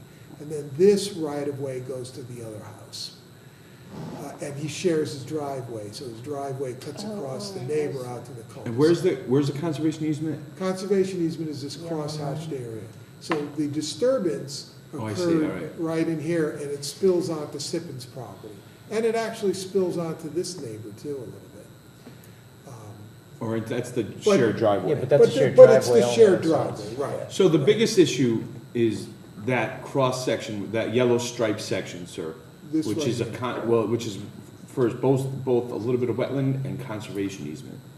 So a conservation easement means that no work or nothing can be done inside of it. I know that now. Right, right, clearly. So you can see So- the tree line, see this green line? That's where it's been cleared. That and hasn't where- been cleared. That's been there since I Well, moved there. He Right, doesn't, but he's it not was implying clear. that you did it, it had okay. been. Well, At some point it's- Oh, only because it states in there that I cleared and I filled, which I did not. Right, well, okay, it falls on the property owner, so, but what I'm Yeah, saying. but what if, I mean, how can that fall on me if it was like that when I bought the house? The way it works legally is that if you buy something and there's a violation, you buy the Goes with the violation. land. It stinks, but that's the way it is. Now, the commission understands that, and they're gonna hear you when you talk about that. But what I'm saying is that the green tree line came this way. So when you go out and look at it, you might wanna see, is it appropriate for a couple of trees in there? I don't know, maybe it's not, maybe it's more just put some markers and call it a day. But I think you guys need to look at it so you can provide, what input you're gonna provide. Okay? All right. So you understand, sir, what Scott is saying is he wants us to go take a look and see what we think the most appropriate action here is, because now that there's a violation on the property, it's gonna be there. So if this isn't addressed and fixed, when you go to try to sell your house, when they go do the record checks and all that kind of stuff, the title searches, and they're gonna search and see that there's a violation, and it can affect that. We need to get the wetlands portion and the conservation easement portion that's cleaned up, and we want to work with you to find the best way to get that done, so that the violation can be taken care of, it's off the records, and it's done. Right, We're well, that's not- why I took care of it right away. When Well- I got the letter, Most of the stuff is what we're saying here, so, everything that I did take care of, but yes, I understand what you're saying. again, and we're not saying that you filled it, but the fact of the matter is, it has been filled. So whether that was the person that owned it before you, or the person that built the house, it was done, and unfortunately, at this It had to be point, the builder, because it's all level to, there's like a wooden guardrail on the side of the, like where the purple line is, there's a guardrail there, and that's been there, and it's level, it's the driveway. I guess you'll see when you go out there, but. That's why I'm suggesting you see it, because Right. So there what may I- not be a need. first of all, as a commission, what we have to ask you, can we go look at it? Because it's your property. Yeah. Okay. And second of all, my second part of my statement was trying to reassure you that we're not saying that you did this, or the wood cutting, wasn't permitted, and you took care of that as soon as you found out it wasn't permitted. The other stuff is, even though you might not have done it, unfortunately you own it, so we have to make something happen here. That is not necessarily meaning it's a huge thing that we're gonna ask you to do, but that's why we need to kind of look at it and see for ourselves exactly what we need to do. So, Do you want the commission to call you before they come out, or can they just swing by and look Yeah, at I'd the like area? to be notified, and Okay. if I can meet with whoever comes out.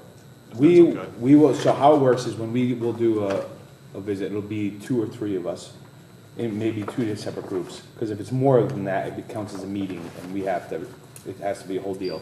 We will come out and, you certainly are welcome to be there and explain, but there won't be a lot of dialogue, because any dialogue has to be kind of on the record, That's just so fine. you're aware. Okay. But yeah, so what'll happen is you'll give Donna your contact information, she'll relate to us, when we're gonna come out, we'll call and say, hey, you're around, we're gonna come take a look. Would like to be reached at, Okay. the number that you would like us to.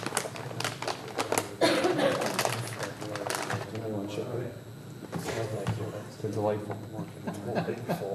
Almost as good as candy. That's it, right? No, yes. Is that it? No, it's just. That is it, sir. Thank you. Thank you very much for your time.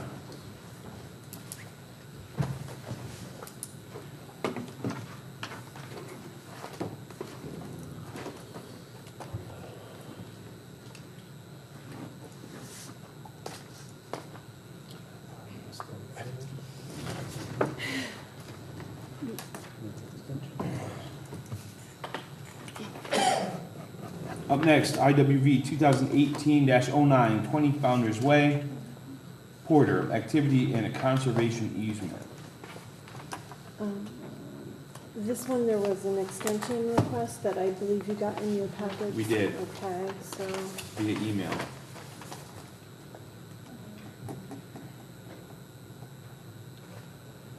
Should we read it into the record?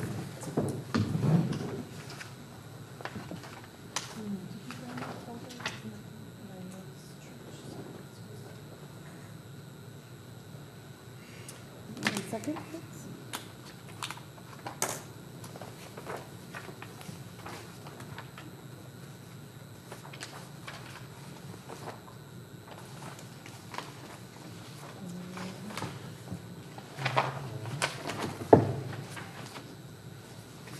Okay, so he sent an email to me.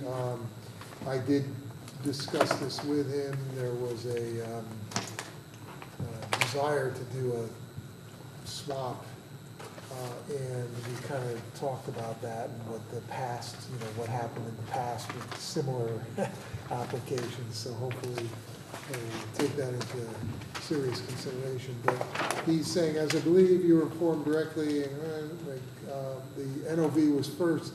He puts the NOV was the first they heard of the situation. That's not accurate. I met with both those property owners twice before they got the NOV. Having purchased it in June of 2016 with all assurances from the seller that the land structures are conforming to all prior approvals and town regulations, further having themselves made no alterations landscaping place. I would be interested to talk with the Inland Wetlands Commission and you about this matter, but I need to gather information and have a conflict with the hearing scheduled for the 22nd. So he's requesting additional time. He's not really saying, and then see which of the next two meeting agenda could accommodate this matter for discussion. So he wants an extension. Should we extend him until the next meeting, which is September the 12th? Yeah, I mean, he's saying, which of the next two meeting agenda, I don't know what he means by that. It sounds to me like it's whenever we can fit him on the agenda. Yeah, That's what okay. it sounds like to me. So what's your pleasure? September 12th. September 12th, anybody else have any Sure. difference? So granted. Do I have no motion and vote, or just? We don't need a motion for that, do we? Time extension. No, it's not really Well, a time extension okay. because it's a violation. Yeah, I don't think you do, you just typically. Just table it. Okay, right, okay. All right, so September 12th, we'll relay that to him.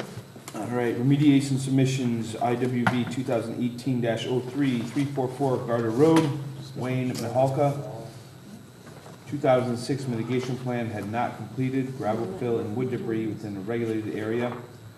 Remediation submission required by 8:15 and 8:18. This will go hand in hand with our next item on the agenda, 336 Gardner Road, Greg Mahalka, same notes. So this is an interesting one. Both of these, you recall, you talked to them, they said they would bring in a remediation plan submitted to the commission. And I talked with Spath about it. They weren't going to do it. And next thing I know, now they've been hired to do the plan. He sends in Bill Carboni sends in a letter dated August 22nd, 2018, and they're requesting an extension for the submission of a remediation plan. They're waiting for subcontractors to respond with time and cost, and they're anticipating making an application in October 25th. I got a problem. So, I This has don't been going on, understand. this has We been went going on through for this- 12 years? We Yeah, went through this like 4 months ago, right? June it And we started. we walked the site, and they were supposed to fix this 10 years ago, right? And They now were they're, supposed to- now yeah, they're, and it doesn't make sense. And it was something that felt, apparently, no one followed up with, and, yeah, so I don't know why they need till October 25th to come up Well, with a plan. the more glaring issue is that they've hired professionals, they're working on it. The more glaring issue is, we sell almost everything except for a planting portion of this, and we're continuing a planting plan until October. Yeah, they're pushing At it the end farther of, and farther. it's too late to plant It's too anything. late by now. That's too late, they're Yeah. gonna be into the And spring. then they're gonna go into the spring, yeah, so it looks like they're trying to extend and waste If time. they have a planting plan, they gotta be before you at the next meeting, and even then, it's a tight schedule to get these plants in the ground before the cold season. The ground doesn't really freeze, you know, more than a couple inches before the end of December. They're gonna be scraping more than a couple inches. I mean, me and Lois walked there. There's a lot That of fillings, fill. There's a lot the of fill. fillings are like 3 to 4 inches deep in some spots. They're literally gonna have to go in there and scrape it all back out because it just, even though it is growing over, it's like grass is growing up through a lot of it. It's still in there though. So at this point, you don't know what their remediation plan truly is gonna be, so you don't even know Well, they that. already submitted one, right, that was accepted? Years ago, they had a plan submitted, Yeah. but when you met with them, you wanted them this time to focus, I mean, because years later, you Right. got a different, approach to these things. You guys had said you wanted them to focus more on a planting plan for that disturbed area, to kind of discourage future use and to restore. And block it, because to they restore literally, back it's to- driveway, they made like driveways down into each area, Yeah. into the wetlands. Yeah, you said that you didn't necessarily need them to remove the millings, which was part of their previous plan. So you said, leave it as it is, it's stable at this point, it's been packed down and stable. But you wanted them to come in with a plan for remediation, which included basically a planting plan. So there's no reason why they shouldn't be able to come up with that. Yeah, and move, It's put some been- boulders it's in there so they been can't months. drive back in there. I say that we have them in, we ask them to come in at our next meeting, and if they don't have their plan, maybe we can talk in person about why the October 25th submission of a remediation plan will work, That's ridiculous. right? Is that okay? Is that what, does everybody think Yeah, differently they than should that? definitely come to the next meeting, whether they got it or not, and give us a progress I mean, Mr. report. Yeah, it's just like, they're stretching it out too much now. It's, Well, make them come to every meeting, and they'll be paying Carboni, to then eventually want to get it done. Tell 'em, Well, it's you been know, give us 12 a years, so. Yeah, give them a progress report. Okay. So we would like to see them by You next, grant by our them the next meeting, extension to the next to the meeting. next meeting. With whatever they have. don't forget. Okay, I remember our last conversation with them, it was a long give and take. Okay, so that will be for both, right? Do I need to Yes. call 336 or we could just kind of, Yes, Yes. it's fine. okay, Does it need to state both application numbers? I'm sorry. well, it's for both applications, Right, it 218-03 and Yes. 1804. Okay. All right, IWV 2018-11, 97 Benedict Road, Giuliano, activity within wetlands. Is that Giuliano, is that right? All right. Thank you. Okay, so this one is a little bit unique in that the property owners are in the process of selling the property, so time is of the essence. We've had conversations about it, we've made some progress on it, so what we decided to do is have the NOV meeting right away, just kind of jump to the chase. So I'm going to give you a quick little administrative review first. So I'll tell you a little bit of, so normally we would do the administrative review, and then the next meeting she would be here after getting a notice of violation. We wrote the notice of violation up today, and we'll send it out, but we're going to jump ahead so she's here and we can talk about it and hopefully save some time. I'm not looking to take 12 years. Yeah. Yeah. Okay, so this came to us as part of this sale. It's another one where they're trying to sell it, and that's how it came to us. So respective buyer came to and doing due diligence on it. What we found on this one was that there was unapproved clearing within a wetland area and unapproved clearing within 100 foot of upland review area.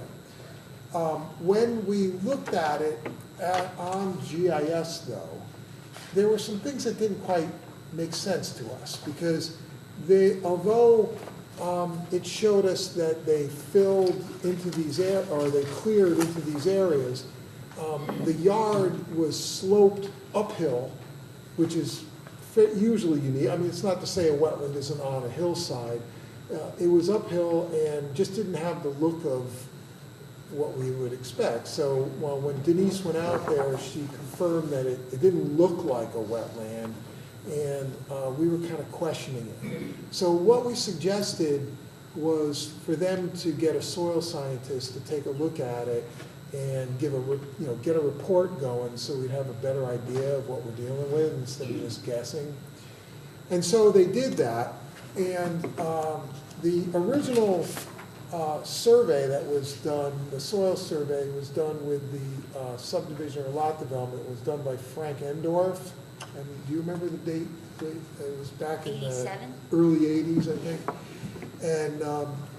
And now they hired Danzer to go out, and he went out and took a look at it.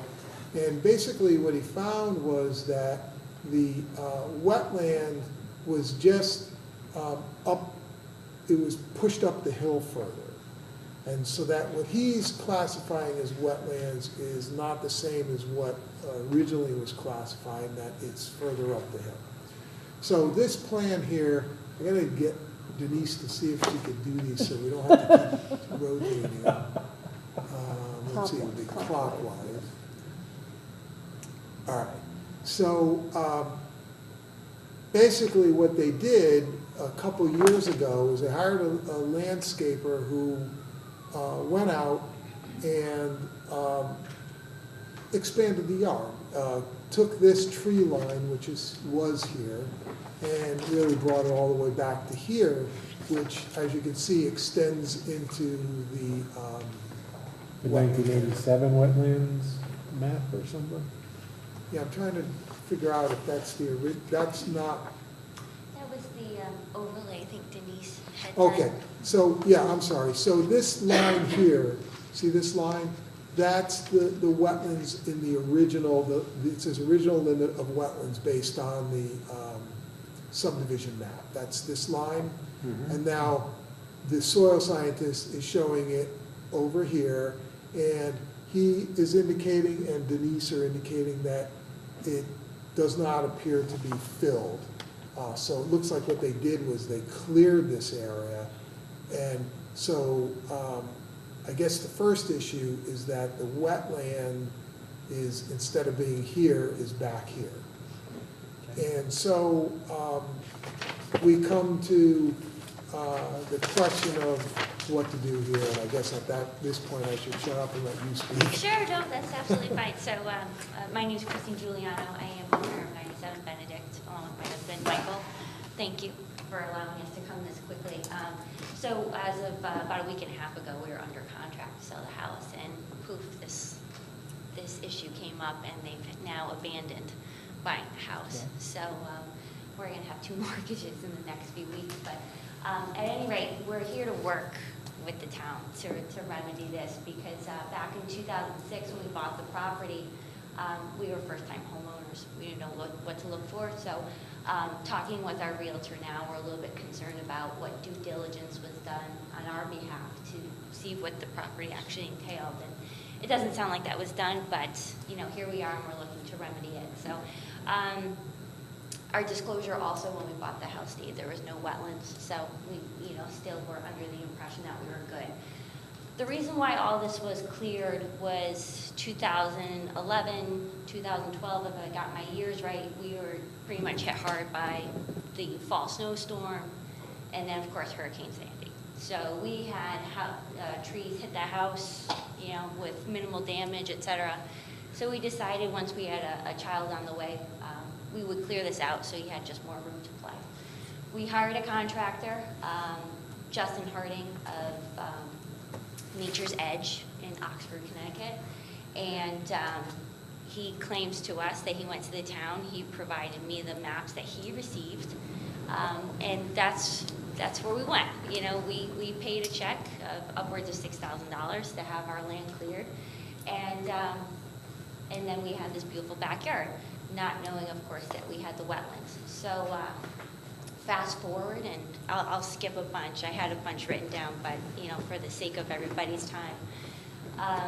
We're here in 2018, and had a serious buyer for the home, agreed to all their terms, and when they were questioning on the title search the drainage easement at the base of the driveway, they inquired with the town, with someone unknown, to say that you have a lot of clearing that was done based on topography maps between 2013 and whatever date they were looking at. We had the property cleared in 2014, so that would make sense, and indicated that there was a wetlands violation. So pretty much right away, we weren't served with a violation.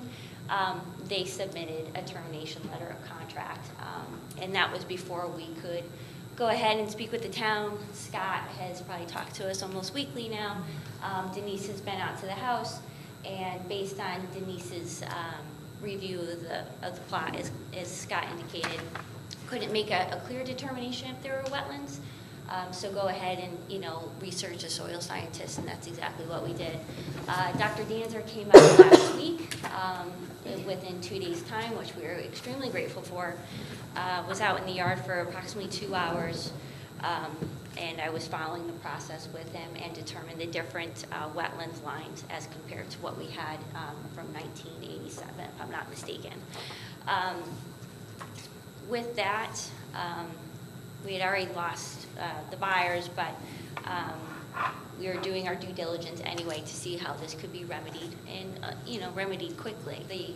The property marketable also, because we have stakes in the ground now delineating those new wetlands lines, and we want to, of course, work with the town to see if this could be set to just grow back to its natural state, or as part of a remediation plan that we've been trying to come up with quickly. And I will not pretend I'm any kind of soil scientist or anything like that, but if we're looking at a number of trees to be placed, upwards of, 10 to 15 for the 0.06 acres that were disturbed based on the clearing of the land.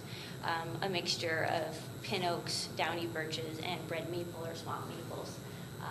2 swamp maples that we have in the front yard that we were able to rehab after the nor'easter of October 2011 or 10. Forgive me, I don't remember all my years, but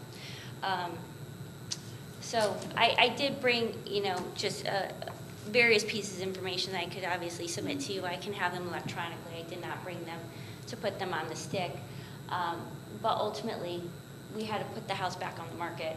We're looking to market it, so we've resolved the wetlands issue that, unbeknownst to us, after 12 years living there, we had no idea that we even had it.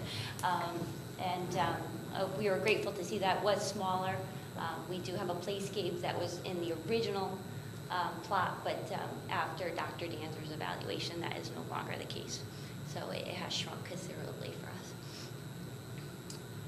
So I, being before everyone today, I didn't know the possibility of discussing a remediation plan, what would typically happen in this sort of scenario, and what can we do relatively quickly to work with you to fix this. So yeah, I think that the step would be that we would need a remediation plan, and we could certainly talk about the kind of things we'd like to see in a remediation plan. We could get that together and get it back to us for our next meeting, and we can approve or tweak it how we would, but it would need to be a kind of a written remediation plan. Yeah, I wasn't even sure of even, what Yeah. template you would use. I mean, I created something so simple, not Right. knowing. But, Right. I didn't know if you let that go. I guess the terminology is fallow, or you go ahead and plant new trees. But, So how sure are we that this wasn't filled? Dr. Well, Danzer's you got report. his report. Yeah. You should probably start with that. Well, it says wasn't significantly filled, so. He That probably, leaves- he probably stumped the area when you cut the trees down, pulled Yeah, it stumps was, and. Dr. Danzer did notice that it was compacted because he anticipated that with the heavy equipment that had come in. But even, there wasn't any even leveling, it was stump removal. I mean, there's so many rocks back there, enough blades to go through on our lawn equipment. And Did he help you with, did you get to the point where, did he provide some recommendations on how to restore it? he was talking similar to what I was talking about with, you know, and he sent me an email. I just wanted to ask him what a typical remediation plan would be. And I forget if I'm pronouncing it wrong, let this go fallow, or, you know, look at, you know, a number of trees. He was giving me prices, et cetera. But he didn't anticipate it being much because of the size of the area of disturbance. So I told her that typically there would be a notice of violation, and I'm assuming, what I like to do is follow through with that so we have a record. And so we've already started a notice of violation, and we'll send that to you. But that's just for the record. And typically, that would require that you come to the commission, but you're already here and you're doing that, so you're a step ahead of time. Ahead of schedule. And then you guys, I told her that you would talk to her and at this point be giving a little bit of guidance as to what you would want her to be submitting to you. So, in a general sense. Obviously, she's got to get a recommendation from her. Right, well, I guess, like I said, the concerns that we usually have with these is, was the wetlands filled? And if it wasn't, then we'd be looking for some plantings to be restored and some markers placed in the area showing that this is our regulated area, that the markers come from the town here, showing that, you know, this is a regulated area and you can't go further than this, and then, you know, the plantings sort of grow back to what a typical wetland would look like, right? Like, is that what we're talking about here? Planting plan? Yeah. Yeah, I think you would need to hire a landscape architect or a soil scientist or something and come in with a planting plan. I don't think it necessarily needs to be on a survey, but a sketch of the plants and the trees and. Scott, I got a question. Scale. Which wetlands marker, I mean, which wetlands are you gonna be authorizing for? Because the old plan, like 1987, could be totally, you know, way out of date. So are you gonna go with the newer wetlands marker? Or, 'cause that's the big thing, 'cause, you know, otherwise she's gonna be having to move everything out of the way and then plant a lot. Well, I think it's pretty clear that we have a recent report from a soil scientist Yeah.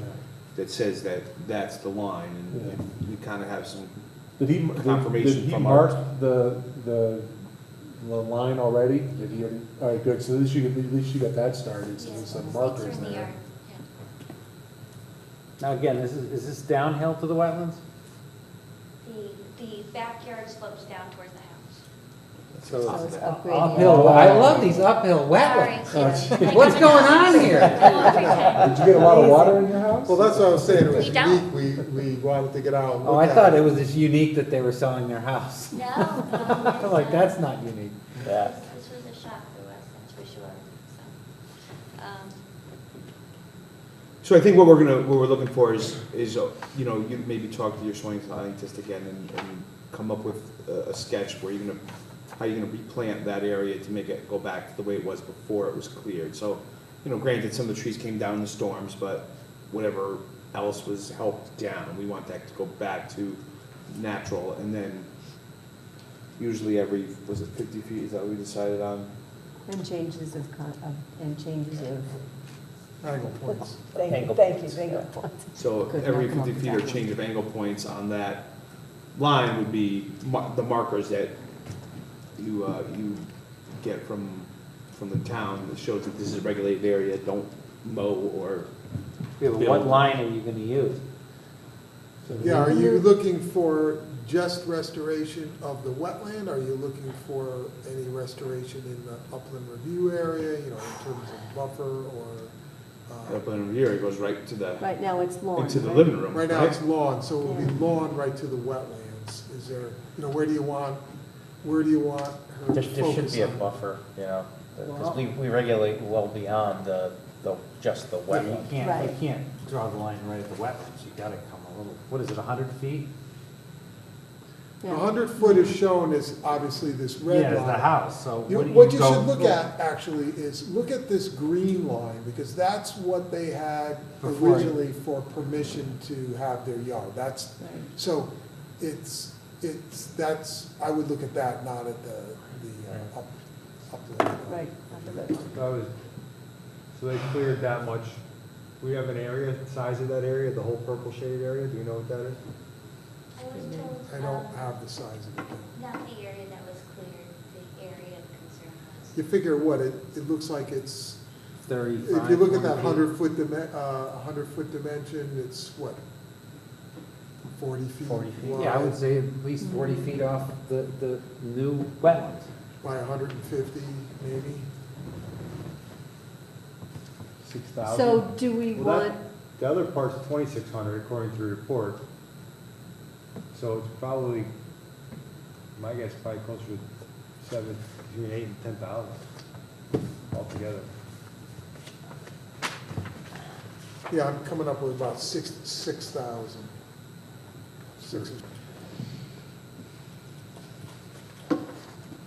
what about using the soil scientist's new demarcation and extending our markers to be an arbitrary figure beyond that? Yeah. And instead of just markers, we add something a little bit more permanent. It could be plantings, it could be a fence, it could be boulders, it could be anything that's like that, but that gives an absolute definite line, rather than just markers. I mean, 50 feet away is a long distance, especially for these guys. I mean, I don't my suggestion is maybe like a 40-foot buffer around the edge of the new wetland. And that is the area that gets marked out and planted. The buffer and the wetlands get planted, shrubs, trees, a mixture. Just so I understand, within that 40-foot buffer, where would the plantings would go within that buffer, or? It'd be in the upland buffer of that 40 feet and in the wetlands. The only comment I've got is you want to look at where this green line is, because that is. Oh, I know, I saw that. So 40 feet is beyond that. So they already had permission to have their lawn closer than 40 feet.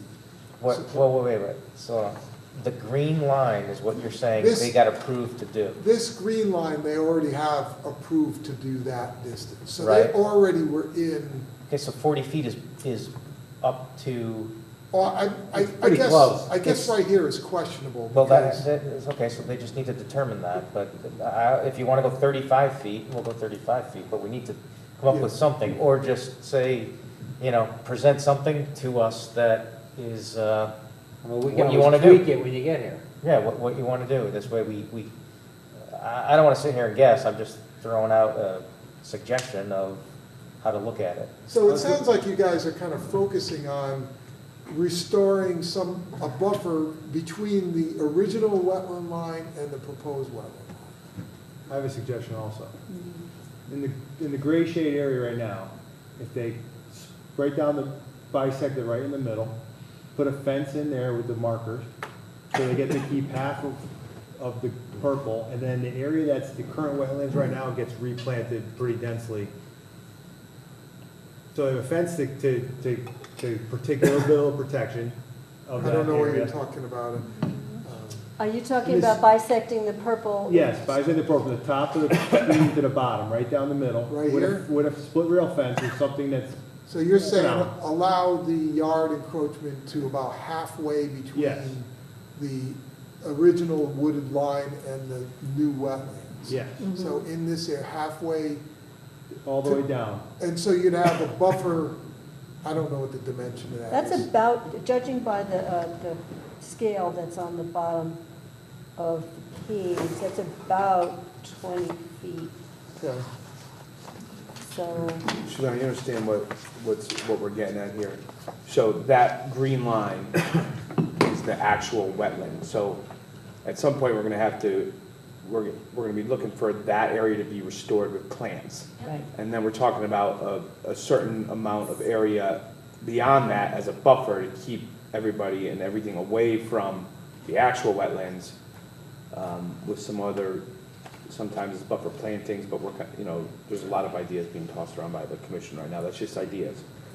But we're gonna wanna see that actual wetland portion restored with plantings, and then a buffer put in between your yard or the yard and the actual wetlands. So buffer, are you referring to fencing or something of that nature? There's a lot of different options. Yeah, I So, mean, we never had a fence in this yard in our Right. life, so. right, to put there's a one lot in- of different. It'll stop future people from going into the wetlands. I mean, and you have markers that say, this is a wetland resource area, or whatever the markers say. So the more permanent of a buffer that is put in there now, the more that, whether or not you guys stay in the house or sell the house to somebody else, that we don't have to revisit this violation type of issue, that everybody knows that that's a wetland, you can't go in there to clear no matter, Yeah. and, we keep that ecosystem of the wetlands running. So you're saying that their options are, they would utilize markers, that's a given, but that you would prefer to see some form of permanent barrier. Physical barrier. And to use what you've said in the past, the barrier would be either boulders, fencing, stone wall, hedgerow. You want something more permanent, and it doesn't have to be solid, it could be, intermittent and that kind of stuff. Is that what you're? Yes. Yes. And so by saying that, we don't want to tell you exactly what you need to put in your remediation plan. Like, we don't want to say you have to put a fence up. Well, I need But- to know too, so it fulfills But this we want committee something, also. well, we want something that is a definite barrier. And, Scott just listed a bunch of different kind of options Right. that we normally see in these kind of things. We need a definite barrier, not just we'll plant up to this, we'll plant some shrubs, every, 50 feet or whatever, because we want a defined barrier so people cannot, or, people don't start mowing into that buffer area, because that's what we're trying to avoid here. Yeah, we've already actually stopped earlier doing Right, it, so. right. People have successfully gotten split rail fences approved, for instance. Yeah, it seems like a lot of people go for that type of fence because it's the cheapest thing, the least expensive. And you're But- not trucking in boulders and. Yeah, I'll be it's- perfectly honest, doesn't- when it comes to a doesn't, fence, I'm not putting in the best, because we're trying to get out, I get it. Yeah. Yeah, We get it. that's what most Understand that. people do. Yeah, I mean, if we were staying here and, our thoughts were, we're gonna put in a pool, we had pool plans, whatever, and now my husband's career has shifted us an hour and a half north of here, so that's where we're moving. So, with that being said, we're trying to unload this, but make it right also at the same time. Get it. Yep. We get it. So those are some of the things that Scott said are the option. So you're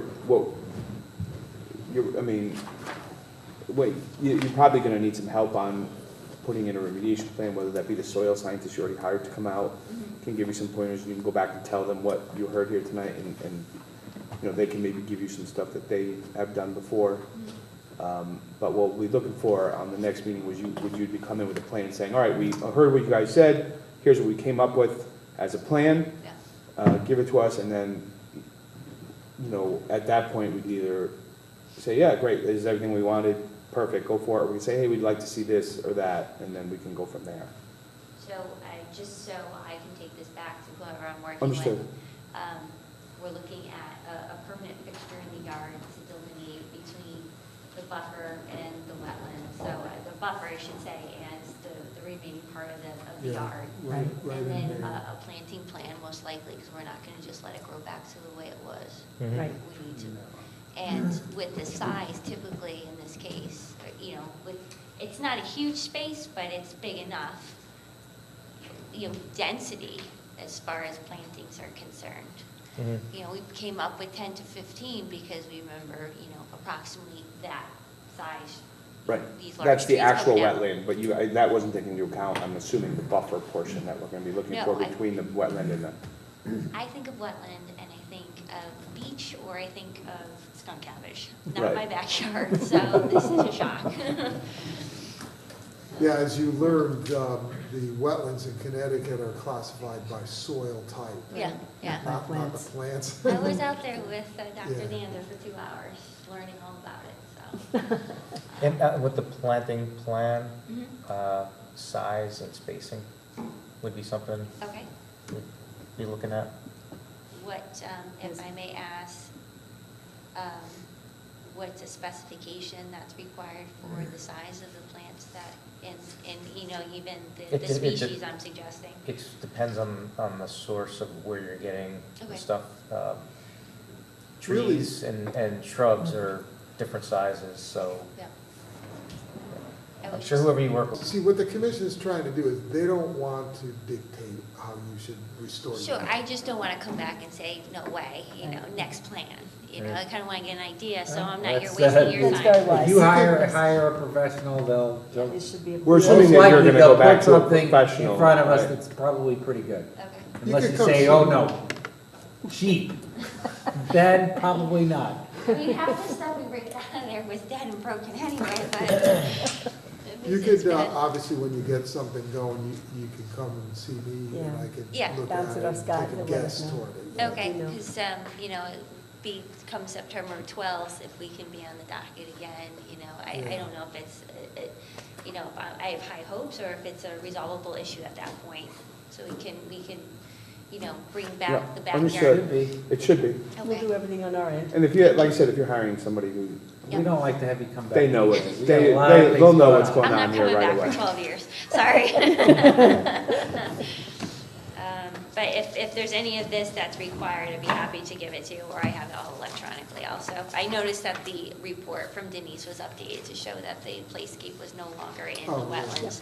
So, And I heard them say that, and I don't think there's no need for a detailed or expensive survey. I think that, in this case, you got the subdivision, there's a couple plans that he could use to come up with a site plan that I think should be good enough. and is there a requirement based on the individual that does this as far as certifications or anything like that? If you use a landscape architect or a qualified wetland scientist, Okay, just so, not all soil scientists can do this. Okay. That's all I'm saying. you know, Dr. Dancer's firm also does this sort of thing, so, okay. Yeah, they've done. Yeah. Okay, Good luck. Very good. Thank thank you you. very much, appreciate your time. Okay. IWV 2018-054, is it Willow Drive? Yes. Drotar, filling grading within a wetland and regulated area. Notice of violation issue, remediation submission required by 8/15/18 and stop work. So, we were having trouble after Mr. Drotar got in, came in to see you guys, we were having trouble contacting him. He finally stopped in the office this week, and there was some confusion on his part as to, he thought he was going to be contacted by someone. So, long story short, we explained the process to him in the office. Supposed to be contacted by the commission? By someone in the office, he was just kind of confused. Okay. And so, basically, we wrote down a list and said, okay, the first thing you need to do is contact a soil scientist and mark where wetlands are. Let's find out where the wetlands are, and then, we'll go from there. So, he sent an email, he is in contact with the soil scientist, he just was not ready for the submission tonight, so he was requesting, I think you should have something for the next meeting. While he didn't state specifically, he did understand, and I reiterated to him that it would be beneficial to keep in contact and update us as he went along rather than... Meanwhile, are we still working? No, he has This- completely stopped Okay. working on Yeah, that. there's greenery growing in the dirt piles now. So Yeah. Okay, so You next said, oh, yeah, meeting, next meeting, I would think would be, everybody okay with that? if that's agreeable. So it sounds like the next meeting, you're gonna have a bunch of. Yeah. Unfortunately, we'll be on Mediation vacation for the next meeting. submissions. No, I'm just kidding. Okay, so September 12th. Okay. So we ready to move on to deliberations on completed hearings and completed items from this agenda? There are none, right?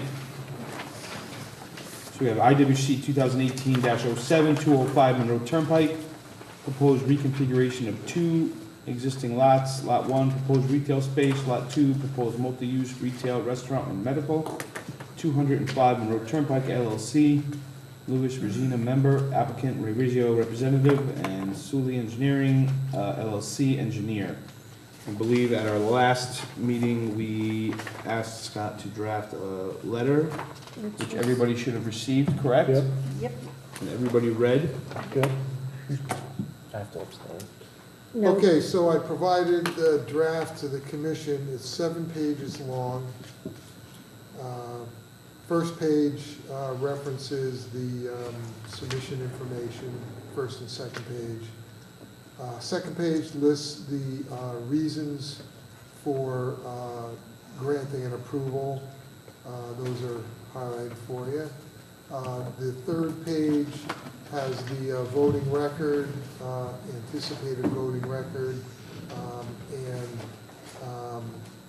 goes into the conditions which you wanted addressed within the 270 days. So I've listed those 1A through F, the conditions. Engineering report, the conditions we're addressing revisions to the plans. Page 4 goes into engineering report, revisions that were requested, number 2A through C. And then 3, listing the filing of the final in the Wetlands Commission approved plans. Section B on page 4 goes into the timing, expiration, transfer, approval. It includes items 1, 2, 3. Section C, conditions to be addressed prior to construction. I noticed that it's numbered 2 through 7. You see that? Number 1 is missing. okay. And hopefully that's just a numerical and not the elimination of the actual number 1. I'm just saying. Okay, we'll try and look for that. And usually it See. does start with address approved Right, conditions, so I think so I just the think it's just a numbering on numbering this stuff. issue, okay. So we'll make that correction. Section D, condition to be addressed prior to issuance of CO, 1 through 3. Section E, condition to address prior to release of bond, 1 through 4. Section F, the standard requirements, which are standard, 1 through 10. And then it goes in on page 6, talks about the statements and clarifications that are standard language in both page 6 and 7. And that is it. Thank you. I Anybody? move to approve the draft with the changes in numbering. Is that enough? The reason? 1 and 3. I don't have them in front of me. That's right, I can get them. that's what we have, yeah. I have a motion by Commissioner Spence. Do I hear a second? Second. Second by Commissioner Gingras. All those in favor say aye. Aye. Any opposed? Any abstention? Abstain. Abstain. 2 abstentions. Motion passes. Thank you.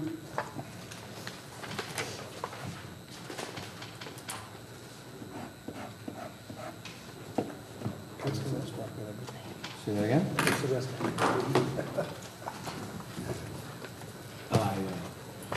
Sure. Can I ask what your, We're gonna, Oh, that's coming up. Sorry. Lucky you, right. I was just about to propose an hour-long Actually, he's- recess. He's not here for that, well, he's here for that, but it's not, it's on the agenda, just administrative for It's not me for to tell you about it. I think he's here just to observe. Okay. Is it a violation or something, or just a It's administrative? it's an alteration in Be the reviewed. site, so oh, we are to it, we're pretty close, so keep going. Well, actually, we're not. No. So we don't have any bond releases, reduction reports. We have one-time extension, IWC 2018-03, 425 Pepper Street, 425 Pepper Street LLC, 30-day extension request to submit required information referenced in Section A of Certificate of Decision. We received a letter that you guys should all have from Godfrey Hoffman Associates, right? Move to approve the extension? I have a motion by Commissioner Spence, do I hear a second? Second? Who's the second? Oh, thank you, Susan. All those in favor, say aye. Aye. Any opposed? Any abstention? Extensions granted, motion carries unanimously. Space out. Okay, now we have in the wetland agent activities report. All right, we got a couple of agent approvals, 41 Walnut Street for a shed, 144 Meadows End Road for a shed, 92 Old Castle Road for a deck, and 68 Harvester Road in ground pool. Permitted uses as of right, there are none, so that's it for approvals.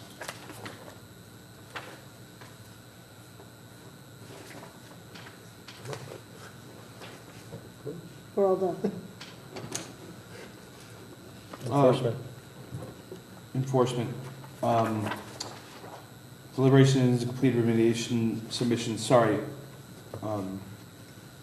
We didn't complete any items on this Correct. agenda. No.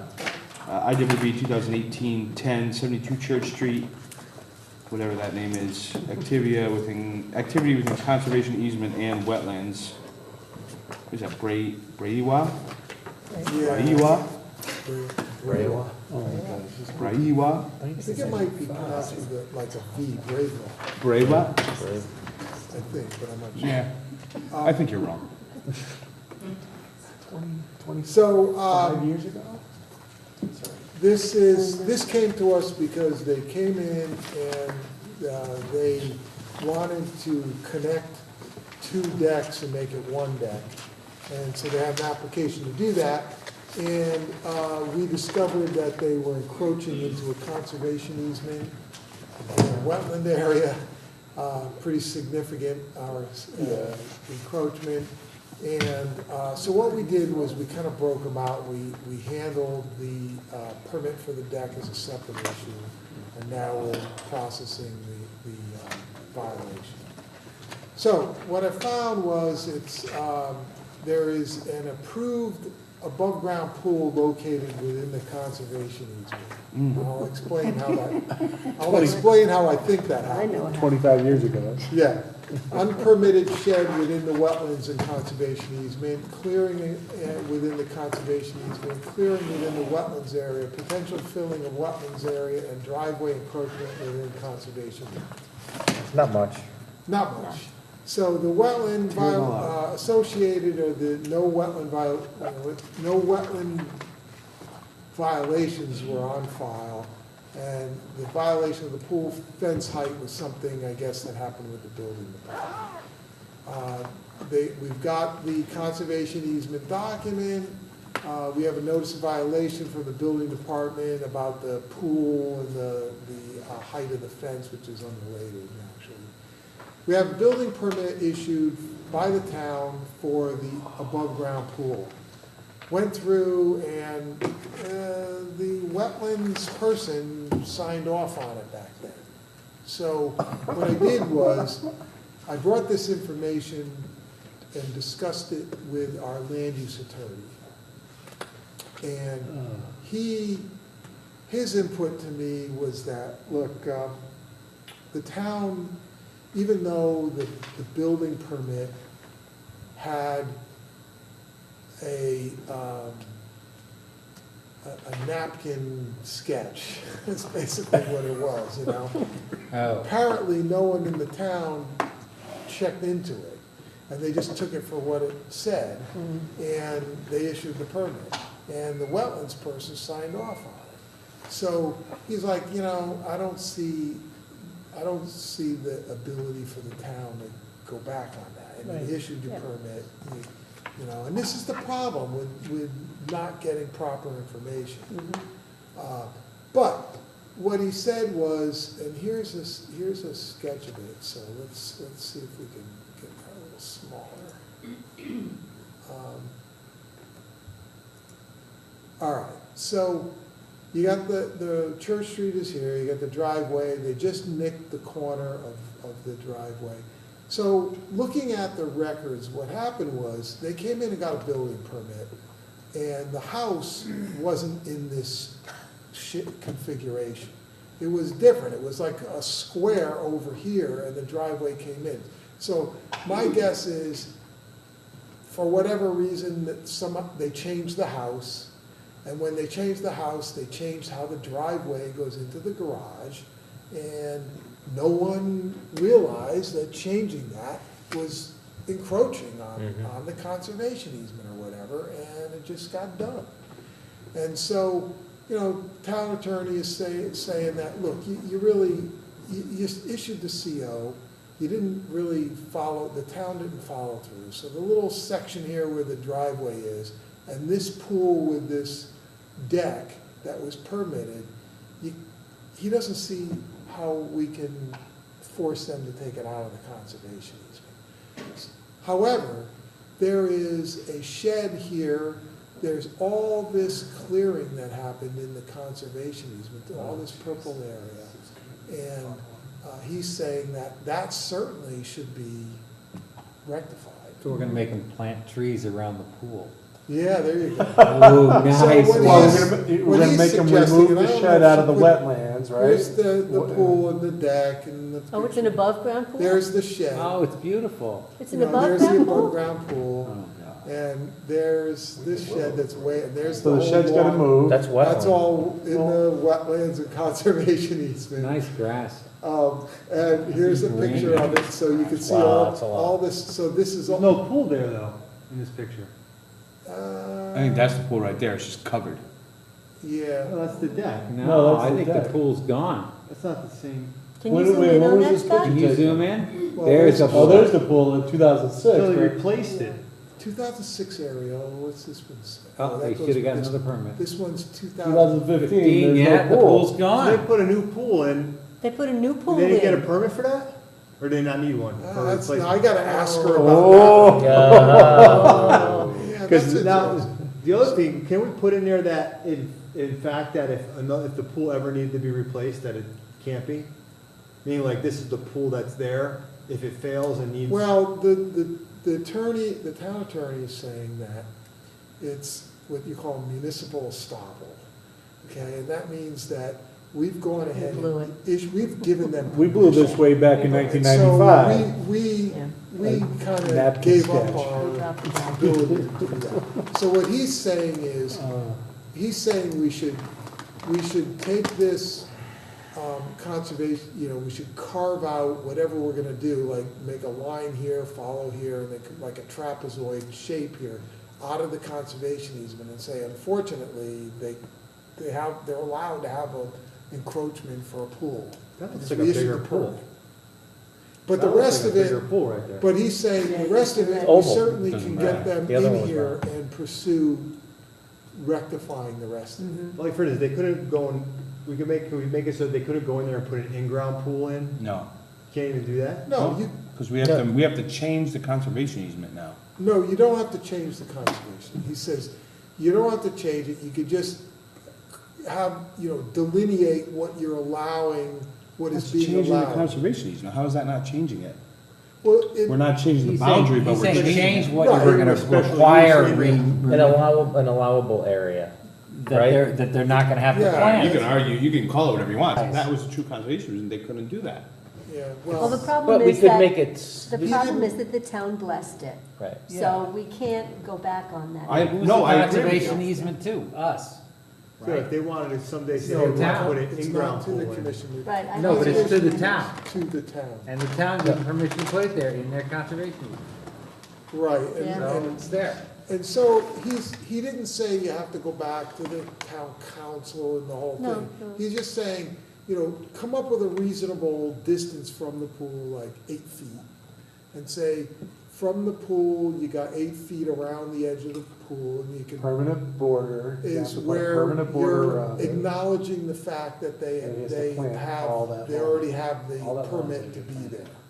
And the rest of it, He's gotta plant. you could have them remediate or whatever you wanna do with it. Well, the shed's gotta come out, they gotta move the shed, and then they're gonna have to plant everything, because that's all in the easement and into that Yeah, wetland. it's all conservation. Because it's all grass. The next Not only picture is it shows all, grass. not only is all it the all way- conservation easement, it's all wetlands. Yeah, there's a lot. Well, no, the wetlands line is right A here. lot of it's wetlands. Yeah, it's a lot. More than Well, half no, of it's but the wetlands, pictures yeah. you showed of the grass and where the shed is, that's all in the wetland. That's right. This So is that's all gonna come out, and This it's all gonna whole get piece of planted. lawn here is in the Yeah. wetlands. The But can we remediation do plan's Do gonna we something- know be- the original clearing line? The What's that? original clearing line isn't the green line on this one now, that's existing, Yeah. right? So That's existing. The right. original clearing line would have been the The conservation. original, Right, yeah. it doesn't, that's not an issue in this case. The approval and the subdivision, we have the document that this yellow line is the conservation easement. And when they built the house, their plan went to that line. So that, they had no permission to do anything beyond that line, except for the pool permit. So, and you said the original house is shorter than that. The original length. house was a So who allowed the building permit to extend the house into the easement? That's Back weird. then, they did all kinds of stuff. They didn't have the level of plans and process that we have today. Nor did they have the technology to look.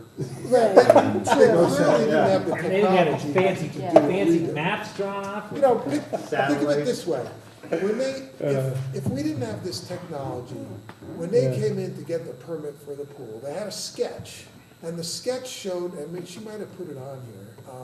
I'd love to see The that napkin sketch. sketch? No, sketch? the napkin sketch shows the conservation easement line, and it shows the pool not in the conservation easement. And there's a dimension on there, that's not the scale.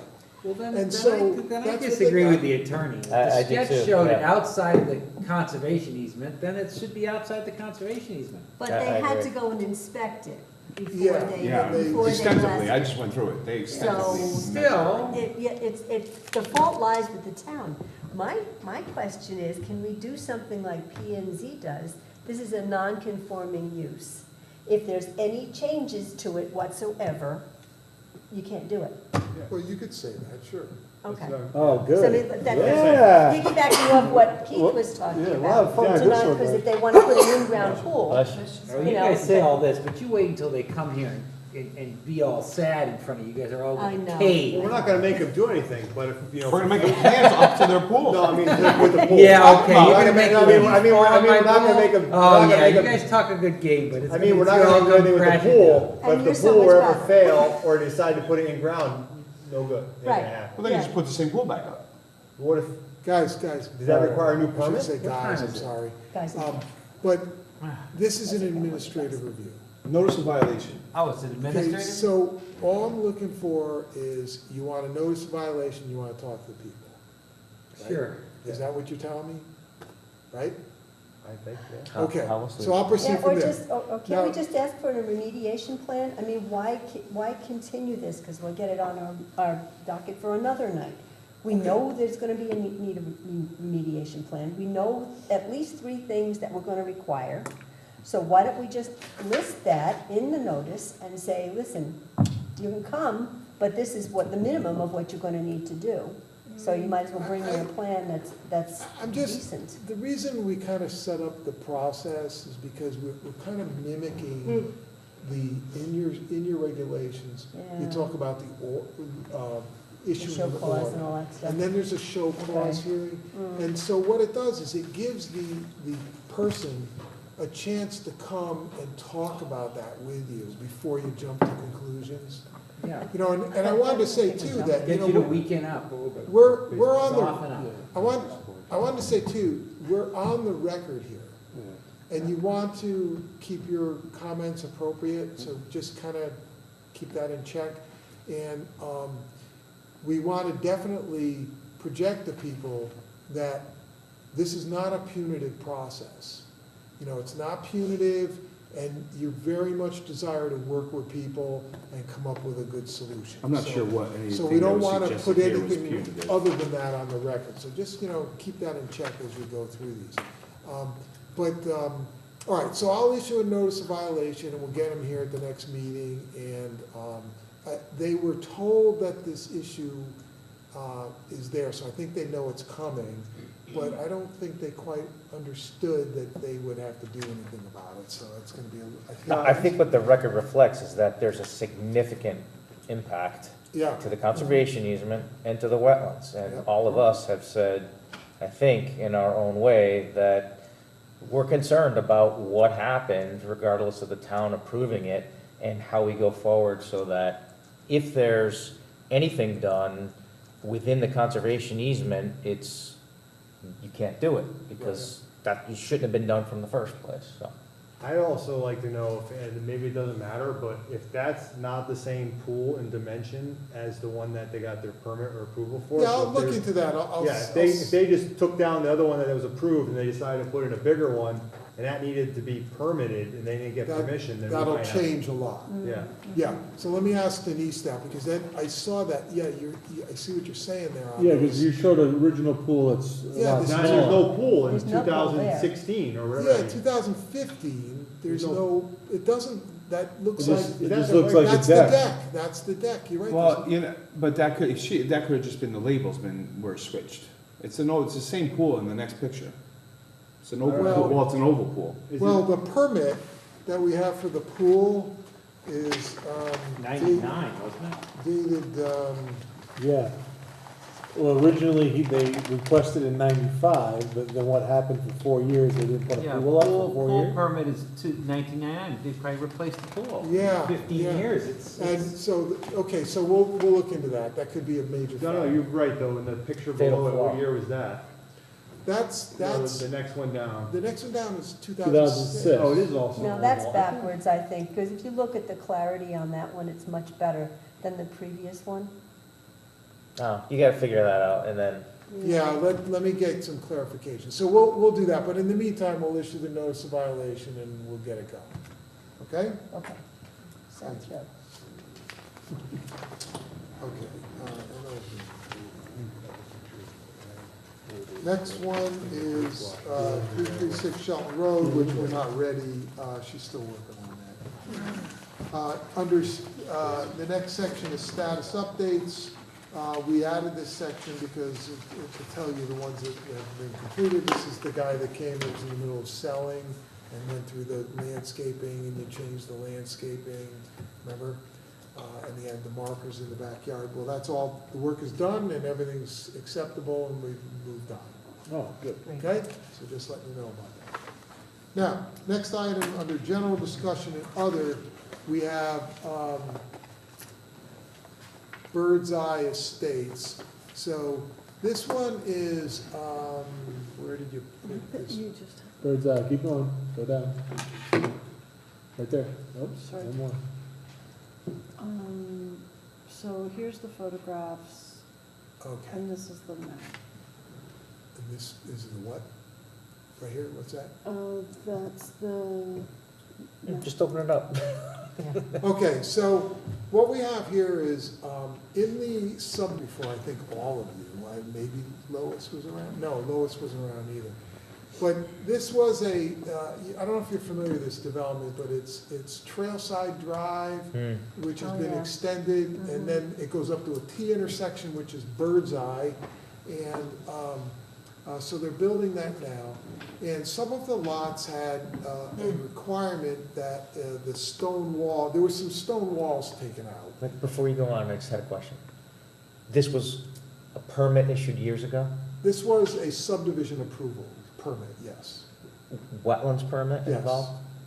And the wetlands permit is still active, it hasn't expired? This is still active. Okay, sorry. Still active, and they are building it out now. Okay.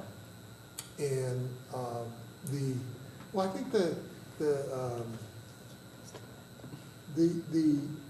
the subdivision is old, then they have the houses that came in for approvals as well. And so the approval for the lot has a requirement that a section of farm walls, of the stone wall, be rebuilt along the side of the property, be relocated. There's areas where walls were taken out, and they said, okay, put them back, build the wall back. And so they started to do that. They put the wall in, and they were using just large boulders, and we said that's, in our opinion, it was not acceptable because it was just large boulders. So they went back in and they kind of filled between the boulders and used some mortar and put in this. So we took a picture of it. The approval does not, on the drawings, there is no standard, there's no detail of what was required. The approval letter has no dimensions or detail. Yes, it does. Okay, she's telling me it does. This is a buffer between the developed area and the wetland, I'm assuming, or buffer, Or between properties. or between properties? Or Conrad they building this highlighted in the along the wetland, property. or in the conservation easement, or in the?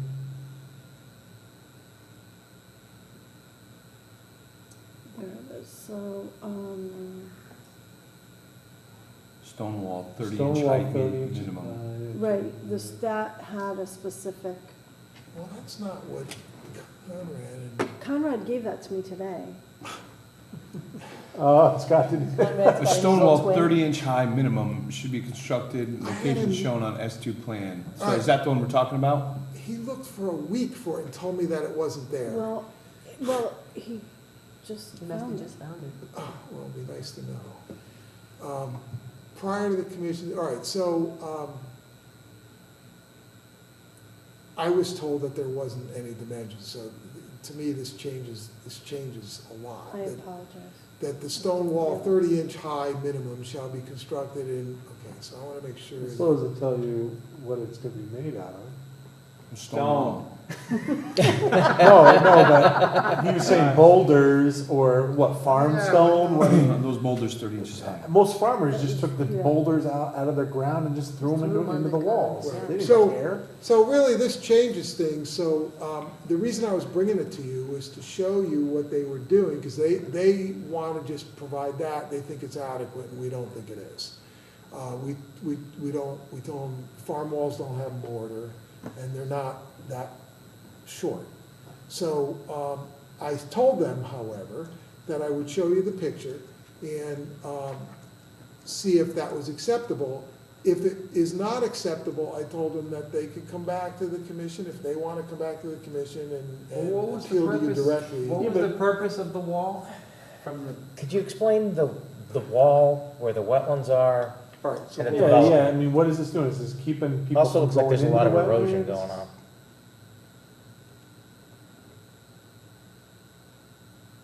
Because I don't really, it doesn't really come under our, unless they're building it into the wetlands or into the conservation easement.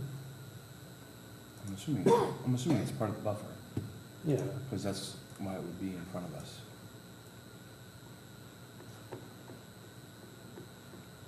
Those braided looking lines, Okay, that. so I believe it's this lot here that we're looking at, okay? So the wall, see, there's walls that were within the subdivision, and the requirement was that a wall be built along this side of the property to buffer the yard and the runoff that would have to filter through the wall before it got to the wetland over here. And create a barrier. Right. So mortar's So not right there. they're in the process of building this wall, and we didn't find it acceptable. So I wanted your input on whether you felt it was acceptable or not. Now I'm seeing that the wall, that there is a dimension that's in the approval, which helps, and we'll relay that back to them. But I guess we're here, so you tell me what you think about the wall that.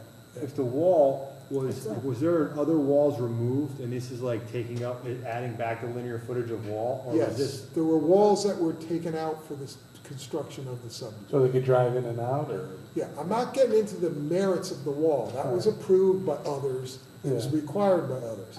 All I'm asking you guys to tell me is that wall acceptable or not? Well, Is if it it's 30 if inches it's a- high? If it's a buffer, my question is, if it's a buffer to protect the wetlands, then we allow people to place boulders in a line to do that, Yeah, I don't to think- serve that purpose. And but if it was required to replace something that was taken out for historical reasons, then that's a different situation. But there's a condition in the permit that you have to abide by. It's 30 inches, 30 inches minimum high. Right, 30 I inches didn't, I high. didn't know that till tonight. Right, so Yeah. I think that's the That's the only answer if is it's in there, it's that 30 inches high, yeah. I mean, I don't we think you can't can say change- anything about him using boulders versus small rocks or the aesthetic appeal, Yeah. look of the wall, because it Right. doesn't matter. You could say something about the mortar, that you don't want to see mortar in it, because I can see that's gonna stop water from going through it, That's true. but, I mean, how do you tell the guy, I don't like the fact that you use big boulders versus small boulders, because As long as there's, it's, there's the stone, detail there's is, if stone. it's 30 inches high, then It's 30 inches high, that's it. minimum. Yeah, okay, and I don't see the problem with using the big boulders either. I mean, they could be mixed in. You're telling me no mortar, Right, the 30 mortar is, I inches think, high. is the biggest issue. Okay, I think, you know, legally, we And really that's what we- can't push any further than what's been permitted. no, So- again, I didn't know about the 30 inches. Yeah, yeah, yeah. So I You was just coming pointed that before. out, and I don't know. Yeah, all I right, didn't so, realize. so what you're saying is 30 inches, as the approval letter Minimum, says. yeah, it says minimum and, 30 inches high. No mortar, and that's it. Yeah. Yeah. Okay, and if they have an issue with that, then they'll come back before you officially and. I would also, from an erosion standpoint, that silt fence is 3/4 full. It's gonna blow up. We've had many issues with the silt fences in this subdivision, and we're trying to keep on top of it, but yes.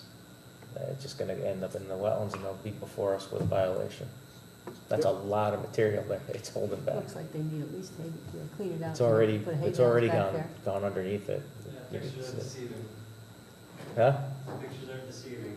Yeah, well, I'll It- tell you that pictures are not deceiving. We've had many issues with siltation control. Yeah. We've had many cases. That looks where like a the- nightmare waiting to happen, I've seen All right, many of them. so It's been an issue. we'll move right along to the minutes of the July 25th, 2018 meeting. I don't mean to interrupt. So I could stack rocks 30 inches high, right in a row. That's what you guys are gonna get.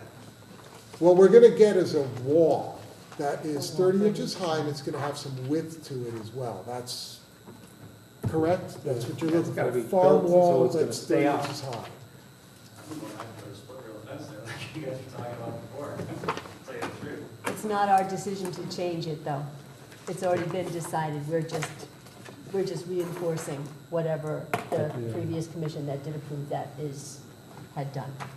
We can't change it I without don't need masons anymore, official, just an excavator with a thumb. official application and all that That's stuff. what it's gonna be.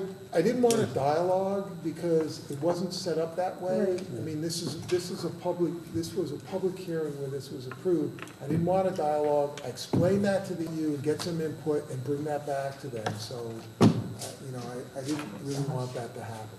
Thank you for your time. So we have the minutes of the July 25th, 2018 meeting. I will entertain a motion regarding those minutes. Move to approve with some minor changes.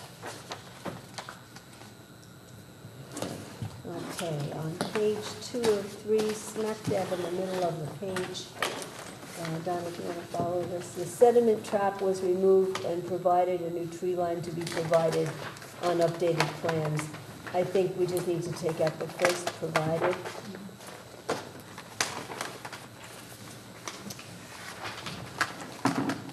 And the second one is, it's a grammatical thing.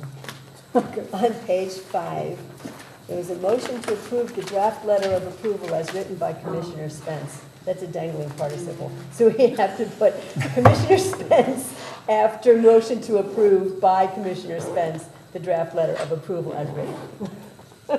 Say again, because I do It like. makes it look like I wrote the draft letter. Okay. And I didn't. Other than that, it looks great. Anybody else have any changes to the minutes? No. So I have a motion by Commissioner Spence. I need a second. Second. All those in favor say aye. Aye. Any opposed? Any abstention? Abstain. Abstain. 2 abstentions noted, Commissioner Chavez Jeff and Commissioner Stewart. Jim. Motion passes with those 2 abstentions. Anything from the Regulation Amendment Committee? We tried, we almost got there, but not quite. So what, you let me know a date that'll work for you guys? Okay. I should be home now. so And don't the have- Public Outreach Committee? and that's the Same thing. status? Yep, Okay. We have some correspondence? we do. This is, they're putting, actually, it doesn't really say much about what they're doing. It's just the notification. They're doing notification of this, they're treating Schwartz Pond again, which is on Jockey Hollow Road for, probably for Mosquitoes? invasive weeds. Oh, weeds. They have a big problem with that. And that's it, it's just a notification. Okay. Hey, Scott, I got a question, Scott. The construction on Route 25, that road in front of Sippins and stuff, that's all wetlands. That silt fences don't look like they're holding anything. I mean, all that construction is like literally, like, it's like, looks like it goes right into the water almost. Okay, I'll, I mean, I went to that restaurant there, the new restaurant where the tavern used to be. I was like, looking at it going, that doesn't look like it's holding back any of the construction, okay, stuff. I'll, let them know or find out about that. Yeah. That's, I mean, because that's gonna be what, another 2 months before they finish that road anyway? Depends Oh, on that's- the rain. that's gonna be into next year. Oh, geez, oh. yeah. So that's a DOT project, and that is a. It's a state project, isn't it? Because that's a state road. Yeah, and it's a DEP I mean, some of it looks fine, but some of it is like, you look at it going, is that really doing anything? It's the same contractor that did 110, 111? No, different The round. Different. Is it the same contractor? No. Where are the culverts? Are they anywhere? I mean, they're supposed to put the culverts in, right, in 3 days? There's gonna be a bridge on the south end of that, and there's gonna be a culvert replacement on the north end of that. Yeah, so Last week. When they did the other ones years ago, they were sitting at the DOT yard waiting to be transported the night that they were dropping them in. I don't even see them anywhere. Yeah, I'm not sure where they are now, but They postponed it again, right? they're set for Yeah, this this weekend, I think. weekend. They're This supposed to- weekend? Yep. Thanks, So there'll be a closure this weekend. And then that road is gonna be raised about 3 feet. Is it gonna be raised to the level that the outer section is? The section that they laid in there? Is that gonna be the height of the final road, do you I know? don't know. I haven't seen. Sounds like, it I looks like haven't it's seen about that I high. should take a ride over there. If we keep getting You probably rain, that should. water is just gonna go right into the Yeah. road right now. It's Another just- thing, The water level keeps going up. All right. Anybody have anything else with the order? Then I will entertain a motion. I wanted to just say something, information that I've gotten to, through my work, that might have some kind of implication down the road here. There's a huge fill problem in the area where there's tons of projects and no one seems to be able to get rid of fill, to the point where they're actually willing, these contractors are willing to drive fill to a location for free and dump it. So something just to keep in the back of your minds if some comes around. I mean, these big construction companies are desperate to find holes to put fill in. And 2 of the bigger processing places for asphalt, concrete, and rock are shutting down in the area. So it's not even just gonna be fill. We're gonna probably see concrete, asphalt. Oh, there's one opening under construction now. Yeah, we Well, We just Not approved open it. now. We just approved another. Yeah, we did, but that's Small time. 18 months from now we're talking about Burns, I heard is moving. They don't even take steel, the other thing too is they won't take any steel in the concrete. So if you have concrete with steel in it, unless you're gonna sit there and hammer it all out, there's the O&G closed down in Bridgeport, and there's another one, I think, Milford's the only one that'll take it now. in Milford, yeah. So just a point that I'm struggling with in my business of what to do with it. So just to keep it in mind, you might end up seeing these things starting to show up around because people are just desperate. They're like, we'll bring it there and Just dump it for free. Just give us Well, and permission. fill is, you're talking not clean fill, you're talking about fill, like debris. Asphalt, concrete, and rock. Okay, so And- nothing good. Nothing good. Well, it can all be Construction approved debris. fill, but the fact of the matter is that the contractors are desperate to find a place to put it. So if someone's thinking about filling in a wet spot or something like that, you know, these people bring 10, 12 trucks a day Oh, boy. of Yeah, it's very anything easy just for to someone to fill. fill their backyard. Oh, I need, Yeah. I'll take a little bit, sure. Yeah, and it's gonna be Getting free. I yourself mean, a I got a big- guy, a lot of big trouble fast. I got a contractor in New Canaan with screen fill willing to take it anywhere in Fairfield County for free. Screen fill. Ooh, my backyard, perfect. Into the conservation easement, no problem. Yeah, a little wetlands, That's no, why- as long that's as it's keep it in the grass area. Motion to adjourn. I have a motion to adjourn by Commissioner Stewart. Do I hear a second? Second by everybody. All those in favor of adjournment? Clark, second. No, he said it Clark. first. Jeff? Jeff said It it doesn't first. matter. Jeff is second. All those in favor say aye. Jim made the motion. All those opposed? Yeah. Any abstention? Meeting's adjourned. Everybody have